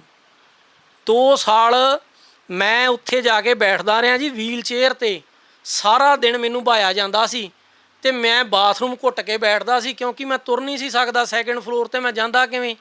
ਸਵੇਰੇ ਮੈਨੂੰ ਭਾਇਆ ਜਾਂਦਾ ਸੀ, 4 ਵਜੇ ਤੱਕ ਮੈਂ ਬੈਠਦਾ ਸੀ। ਫਿਰ ਕੀ ਕੀਤਾ ਜਾਂਦਾ ਸੀ, ਲਿਫਟ ਬੰਦ ਕਰ ਦਿੱਤੀ ਜਾਂਦੀ ਸੀ। ਕਈ ਵਾਰੀ ਮੈਂ ਪੌੜੀਆਂ ਤੋਂ ਰਿੜ੍ਹ ਕੇ ਥੱਲੇ ਉਤਰਦਾ ਰਿਹਾ। ਮੇਰੇ ਨਾਲ ਇੰਨਾ ਕੁਝ ਹੁੰਦਾ ਰਿਹਾ। ਮੇਰੇ ਮਨ 'ਚ ਆਉਣੀ ਆ ਵੀ ਯਾਰ ਵੀ ਮੈਨੂੰ 2 ਸਾਲ ਹੋ ਗਏ, ਮੈਨੂੰ ਇਨਸਾਫ ਨਹੀਂ। ਹਥਿਆਰ ਮੈਂ ਵੀ ਚੱਕ ਸਕਦਾ, ਮੇਰੇ ਕੋਲ ਵੀ ਹੈਗੇ ਆ, ਜਿਗਰਾ ਵੀ ਇਹਨਾਂ ਤੋਂ ਬਹੁਤ ਜ਼ਿਆਦਾ, ਬਹੁਤ ਵੱਡਾ। ਪਰ ਗੱਲ ਹਾਲਾਤ ਮਾਰਦੇ ਆ। ਇਹ ਚੰਗੇ ਘਰ ਦੇ ਬੰਦੇ ਇਸ ਪਾਸੇ ਨਹੀਂ ਜਾਂਦੇ, ਜਾਂ ਹਾਲਾਤਾਂ ਦਾ, ਜਾਂ ਬੰਦੇ ਕੋਲ ਉਦੋਂ ਬੰਦਾ ਜਾਂਦਾ ਜਦੋਂ ਉਹਨੂੰ 2 ਚੀਜ਼ਾਂ ਦਿਸਦੀਆਂ, ਜਾਂ ਮਰ ਜਾਂ ਜਾਂ ਮਾਰਦਾ। ਜਦੋਂ ਪ੍ਰਸ਼ਾਸਨ ਤੋਂ ਹੁਣ ਤੰਗ ਹੋ ਕੇ ਮੈਂ ਇਹ ਕਦਮ ਚੱਕਾਂ, ਪਰ ਮੇਰੇ ਬੱਚੇ ਆ, ਮੈਨੂੰ ਇਹਨਾਂ ਦਾ ਫਿਊਚਰ ਆ ਵੀ ਅੱਜ ਮੈਂ ਤਾਂ ਚਲੇ ਜਾਊਂਗਾ ਕੱਲ੍ਹ ਨੂੰ। ਅੱਜ ਇਹਨਾਂ ਤੋਂ ਫੜੇ ਨਹੀਂ ਜਾਂਦੇ, ਅੱਜ ਹੀ ਮੈਂ ਕੋਈ ਕ੍ਰਾਈਮ ਕਰਦਾ ਮੇਰੇ ਤੇ ਉਦੋਂ ਹੀ ਐਕਸ਼ਨ ਲਿਆ ਜਾਊਗਾ। ਉਦੋਂ ਹੀ ਕਹਿ ਮੈਨੂੰ ਗੈਂਗਸਟਰਾਂ 'ਚ ਪਾ ਕੇ ਉਦੋਂ ਹੀ ਕਹਿ ਦੇਣਾ ਵੀ ਇਹ ਬੰਦਾ ਫੜ ਲਿਆ ਜੀ। ਖਬਰਾਂ ਆ ਜਾਣਗੀਆਂ ਵੱਡੀਆਂ ਵੱਡੀਆਂ, ਇਹ ਚੱਕ ਲਿਆ ਜੀ, ਮਾਨ ਨੂੰ ਜਿੰਮ ਵਾਲੇ ਨੂੰ ਚੱਕ ਲਿਆ। ਅਤੇ ਮੈਂ ਇਸ ਪਾਸੇ ਪੈਣਾ ਨਹੀਂ ਜੀ ਚਾਹੁੰਦਾ। ਮੇਰੀ ਹੱਥ ਜੋੜ ਕੇ ਪ੍ਰਸ਼ਾਸਨ ਨੂੰ ਆ ਵੀ ਮੈਂ ਪਿਛਲੀ ਵਾਰੀ ਵੀ ਕਿਹਾ ਸੀ, ਮੈਨੂੰ ਹੁਣ ਇਹ ਦੱਸੋ ਵੀ ਅਸੀਂ ਡੰਬਲ ਚੱਕੀਏ ਜਾਂ ਹਥਿਆਰ ਚੱਕੀਏ। ਅਸੀਂ ਸਾਡਾ ਸਪੋਰਟਸਮੈਨ ਆ, ਸਾਨੂੰ ਸਪੋਰਟਸਮੈਨ ਹੀ ਰਹਿਣ ਦਿਓ। ਕਿਉਂਕਿ ਭਾਜੀ ਮੈਂ ਇਸ ਪਾਸੇ ਪੈ ਗਿਆ, ਮੇਰੇ ਤੋਂ ਮੁੜਿਆ ਨਹੀਂ ਜਾਣਾ। ਮੇਰੀ ਅੰਤ ਮੌਤ ਆ, ਇਹ ਮੈਨੂੰ ਵੀ ਪਤਾ। ਪਰ ਮੈਂ ਇਸ ਪਾਸੇ ਨਹੀਂ ਜਾਣਾ ਚਾਹੁੰਦਾ, ਮੈਨੂੰ ਮਜਬੂਰ ਨਾ ਕੀਤਾ ਜਾਵੇ। ਜੇ ਮੈਂ ਇਸ ਪਾਸੇ ਪੈ ਗਿਆ, ਮੇਰੇ ਲਈ ਇਹ ਖੇਡ ਆ ਜੀ, ਦੁੱਕੀ ਤਿੱਕੀ ਨੇ। ਮੈਂ ਸਾਰੇ ਹੀ ਮਾਰ ਦੂੰ, ਇਹਨਾਂ ਦੇ ਸਾਰੇ ਟੱਬਰ ਮਾਰ ਦੂੰ। ਮੈਂ ਹੁਣ ਵੀ ਕਹਿਣਾ, ਪਰ ਮੈਨੂੰ ਪਲੀਜ਼ ਮੈਂ ਹੱਥ ਜੋੜ ਕੇ ਕਹਿਣਾ, ਮੈਂ ਇਸ ਪਾਸੇ ਨਹੀਂ ਆਉਣਾ ਚਾਹੁੰਦਾ। ਮੈਨੂੰ ਇਸ ਲਾਈਨ 'ਚ ਨਾ ਪਾਇਆ ਜਾਵੇ। ਮੇਰੇ 'ਤੇ ਜੇ ਹਾਂ ਮੈਂ ਕੋਈ ਗਲਤ ਹਾਂ, ਮੇਰੇ 'ਤੇ ਕੋਈ ਇਹ ਕਦੇ ਕੋਈ ਅਨਸ਼ਨ ਲਾਉਂਦੇ, ਕਦੇ ਮੈਨੂੰ ਕਹਿ ਦਿੰਦੇ ਨੇ ਮੈਰਿਜ ਕਰਾਈ ਜੀ, ਕਦੇ ਕਹਿ ਦਿੰਦੇ ਜੀ ਇਹ ਫਲਾਨਾ ਕਰਦਾ।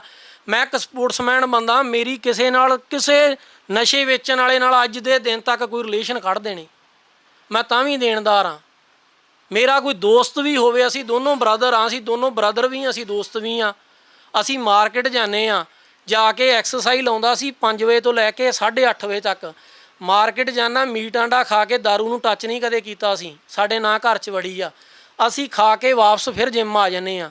ਮੁੰਡਿਆਂ ਦੇ ਅੱਡੇ ਹੁੰਦੇ, ਟਿਕਾਣੇ ਹੁੰਦੇ। ਅੱਜ ਦੇ ਦਿਨ ਤੱਕ ਕਿਸੇ ਦੁਕਾਨ 'ਤੇ ਬੈਠੇ ਹੋਈਏ ਜਾਂ ਅੱਡੇ 'ਤੇ ਬੈਠੇ ਹੋਈਏ, ਤੁਸੀਂ ਜਾ ਕੇ ਕਿਸੇ ਨੂੰ ਸਾਬਤ ਕਰ ਦਿਓ ਵੀ ਅਸੀਂ ਕਿਸੇ ਕੋਲ ਖੜੇ ਵੀ ਹੋਈਏ।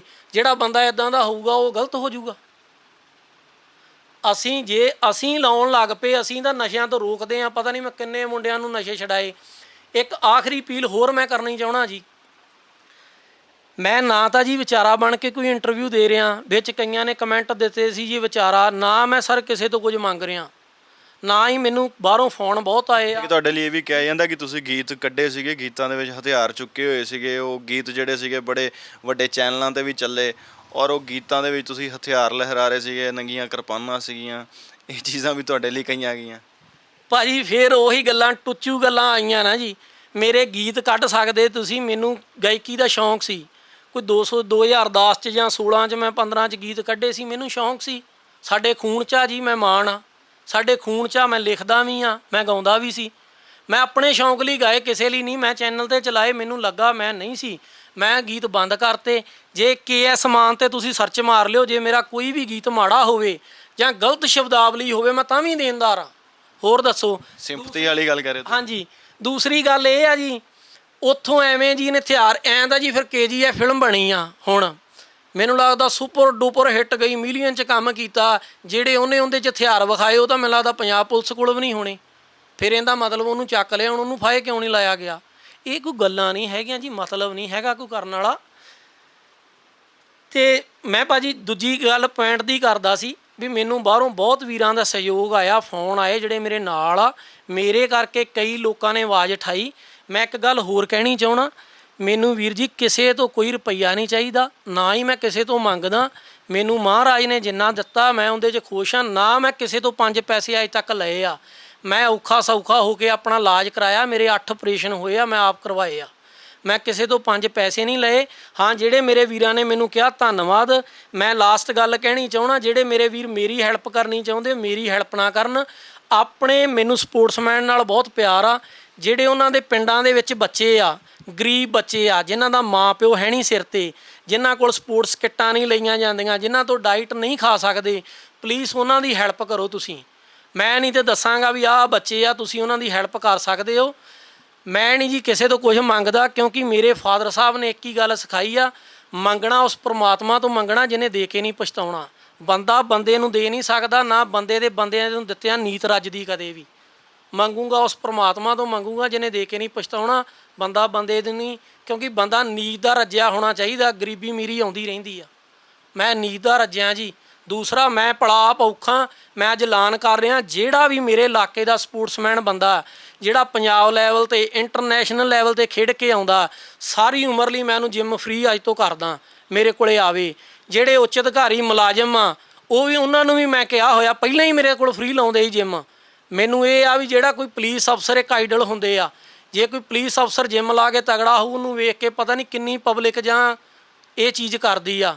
ਮੈਂ ਤੁਹਾਨੂੰ ਇੱਕ ਅੱਗੇ ਗੱਲ ਦੱਸ ਚੁੱਕਾ ਹਾਂ, ਦਵਿੰਦਰ ਪ੍ਰਕਾਸ਼ SHO ਸੀ, ਸਪੋਰਟਸਮੈਨ ਬੰਦੇ ਸੀ। ਦੇਖੋ, ਇੱਦਾਂ ਦੇ ਵੀ ਪੁਲਿਸ 'ਚ ਇਮਾਨਦਾਰ ਅਫਸਰ ਹੈਗੇ ਆ, ਮੇਰੇ ਕੋਲੋਂ ਜਿੰਮ ਲਾਉਂਦੇ ਸੀ। ਉਹਨਾਂ ਨੂੰ ਮੈਂ ਕਹਿੰਦਾ ਸੀ ਮੈਂ ਫੀਸ ਨਹੀਂ ਲੈਣੀ, ਅਤੇ ਉਹ ਮੇਰੇ ਨਾਲ ਲੜ ਪੈਂਦੇ ਸੀ, ਕਹਿੰਦੇ ਜੇ ਤੂੰ ਫੀਸ ਨਹੀਂ ਲੈਣੀ ਮੈਂ ਤੇਰੇ ਜਿੰਮ ਨਹੀਂ ਵੜਨਾ। ਧੱਕੇ ਨਾਲ ਪੈਸੇ ਸਿੱਟ ਕੇ ਜਾਂਦੇ। ਕਈ ਗਰੀਬ ਬੰਦਿਆਂ ਨੂੰ ਲਿਆ ਕੇ ਉਹ ਮੇਰੇ ਕੋਲ ਜਿੰਮ ਲਵਾਉਂਦੇ ਸੀ, ਉਹਨਾਂ ਨੂੰ ਡਾਈਟ ਆਪਦੇ ਕੋਲੋਂ ਲੈ ਕੇ ਦਿੰਦੇ ਸੀ। ਇੱਕ ਉਹਨਾਂ ਕੋਲ ਰੋਟੀਆਂ ਪਕਾਉਣ ਵਾਲਾ ਰੱਖਿਆ ਸੀ। ਉਹਨਾਂ ਨੇ ਅੱਜ ਤੱਕ ਇਹ ਗੱਲਾਂ ਨਹੀਂ ਕਿਸੇ ਨੂੰ ਦੱਸੀਆਂ। ਮੈਂ ਜਿਹੜਾ ਬੰਦਾ ਚੰਗਾ, ਉਹਦੀ ਸਿਫਤ ਕਰਨੀ ਬਣਦੀ, ਉਹਨੂੰ ਲਿਆ ਕੇ ਜਿੰਮ ਲਵਾਉਂਦੇ ਸੀ। ਉਹ ਬਹਾਦਰ ਨੂੰ, ਆਪਦੇ ਨੂੰ। ਹੋਰ ਪਤਾ ਨਹੀਂ ਕਿੰਨੇ ਬੱਚਿਆਂ ਦੀ ਉਹਨਾਂ ਨੇ ਹੈਲਪ ਕੀਤੀ। ਇੱਦਾਂ ਦੇ ਵੀ ਅਫਸਰ ਹੈਗੇ ਜਿਹੜੀ ਆਪਦੀ ਤਨਖਾਹ 'ਚੋਂ ਸਪੋਰਟਸਮੈਨ ਬੰਦਿਆਂ ਦੀ। ਹਰਮਨਵੀਰ ਗਿੱਲ ਸਰ ਇੰਨੇ ਕੁ ਵਧੀਆ ਬੇਧੜਕ ਸਾਣ ਜੱਟ ਕਹਿੰਦੇ ਜੀ ਉਹਨੂੰ, ਜੱਦੀ ਪੁਸ਼ਤੀ ਰੱਜੇ ਹੋਏ ਆ ਉਹ ਬੰਦੇ। ਉਹਨਾਂ ਨੂੰ ਤਾਂ ਨਹੀਂ ਸੀ ਇਹ ਹਜਮ ਹੁੰਦਾ ਕਿਉਂਕਿ ਉਹ ਰਿਸ਼ਵਤ ਨਹੀਂ ਸੀ ਲੈਂਦੇ। ਉਹਨਾਂ ਨੂੰ MLA ਤਾਂ ਨਹੀਂ ਸੀ ਹਜਮ ਕਰਦੇ, ਉਹ ਮਾੜੇ ਚੰਗੇ ਕੰਮ ਨਹੀਂ ਸੀ ਕਰਨ ਦਿੰਦੇ। ਉਹ ਪਬਲਿਕਲੀ ਲੜਦੇ ਸੀ, ਪਬਲਿਕ ਦੇ ਸਰਵੈਂਟ ਸੀ, ਸਾਣ ਜੱਟ ਸੀ ਜੀ। ਅਣਖ ਨਾਲ ਕੰਮ ਕੀਤਾ ਉਹਨਾਂ ਜਿੰਨਾ ਚਿਰ। ਉਹੋ ਜਿਹੇ ਅਫਸਰਾਂ ਨੂੰ ਕਿਉਂ ਨਹੀਂ ਲਾਇਆ ਜਾਂਦਾ ਇੱਥੇ? ਤੁਸੀਂ ਕਹਿੰਦੇ ਇੱਥੇ ਕ੍ਰਾਈਮ ਉਹਨਾਂ ਚਿਰ ਕਿਤੇ ਨੇੜੇ ਤੇੜੇ ਨਹੀਂ ਖੜਕਿਆ। ਆ ਜਿੰਨਾ ਹੁਣ ਕ੍ਰਾਈਮ, ਮੇਰੀ ਅਪੀਲ ਆ ਜੀ, ਉਹਨਾਂ ਨੂੰ ਇੱਥੇ ਲਾਇਆ ਜਾਵੇ। ਜੇ ਕ੍ਰਾਈਮ ਲੱਭ ਵੀ ਜਾਵੇ ਮੋਗੇ ਜ਼ਿਲ੍ਹੇ 'ਚ ਤਾਂ ਕਿਉਂ, ਇਹੋ ਜਿਹੇ ਇਮਾਨਦਾਰ ਅਫਸਰਾਂ ਨੂੰ ਕਿਉਂ ਨਹੀਂ ਲਾਇਆ ਜਾਂਦਾ? ਕੁਲਵਿੰਦਰ, ਤੁਹਾਡੀ ਕਹਾਣੀ ਲੋਕਾਂ ਤੱਕ ਪਹੁੰਚਾਉਣੀ ਬਹੁਤ ਜ਼ਰੂਰੀ ਸੀਗੀ। ਔਰ ਨਵੀਂ ਸਰਕਾਰ ਬਣ ਚੁੱਕੀ ਹੈ ਪੰਜਾਬ ਦੇ ਵਿੱਚ। ਗੱਲਾਂ ਬਹੁਤ ਹੁੰਦੀਆਂ ਆਈਆਂ ਨੇ, ਔਰ ਗੱਲਾਂ ਦੇ ਨਾਲ ਨਾਲ ਦਾਅਵੇ ਵੀ ਕੀਤੇ ਜਾਂਦੇ ਆ ਕਿ ਗੈਂਗਸਟਰ ਪੰਜਾਬ 'ਚੋਂ ਨਸ਼ਾ ਭਜਾ ਦਿਆਂਗੇ। ਜਿਹੜੇ ਲੋਕ ਖੌਫਜ਼ਦਾ ਹੋ ਕੇ ਆਪਣੀ ਜ਼ਿੰਦਗੀਆਂ ਜੀ ਰਹੇ ਨੇ ਪੰਜਾਬ ਦੇ ਵਿੱਚ, ਉਹਨਾਂ ਦੇ ਦਿਲਾਂ 'ਚੋਂ ਖੌਫ ਨੂੰ ਕੱਢ ਦਿਆਂਗੇ। ਇਹ ਜਿਉਂਦੀ ਮਿਸਾਲ ਹੈ ਤੁਹਾਡੇ ਸਾਹਮਣੇ, ਪ੍ਰਸ਼ਾਸਨ ਦੇ ਸਾਹਮਣੇ, ਸਰਕਾਰ ਦੇ ਸਾਹਮਣੇ ਇਹ ਮਿਸਾਲ ਹੈ ਕੁਲਵਿੰਦਰ ਮਾਨ। ਔਰ ਇਹ ਫਾਈਲ ਹੈ, ਇੱਕ ਆਹ ਫਾਈਲ ਹੈ, ਇੱਕ ਲਿਫਾਫੇ 'ਚ ਭਰੀ ਹੋਈ ਫਾਈਲ ਹੈ।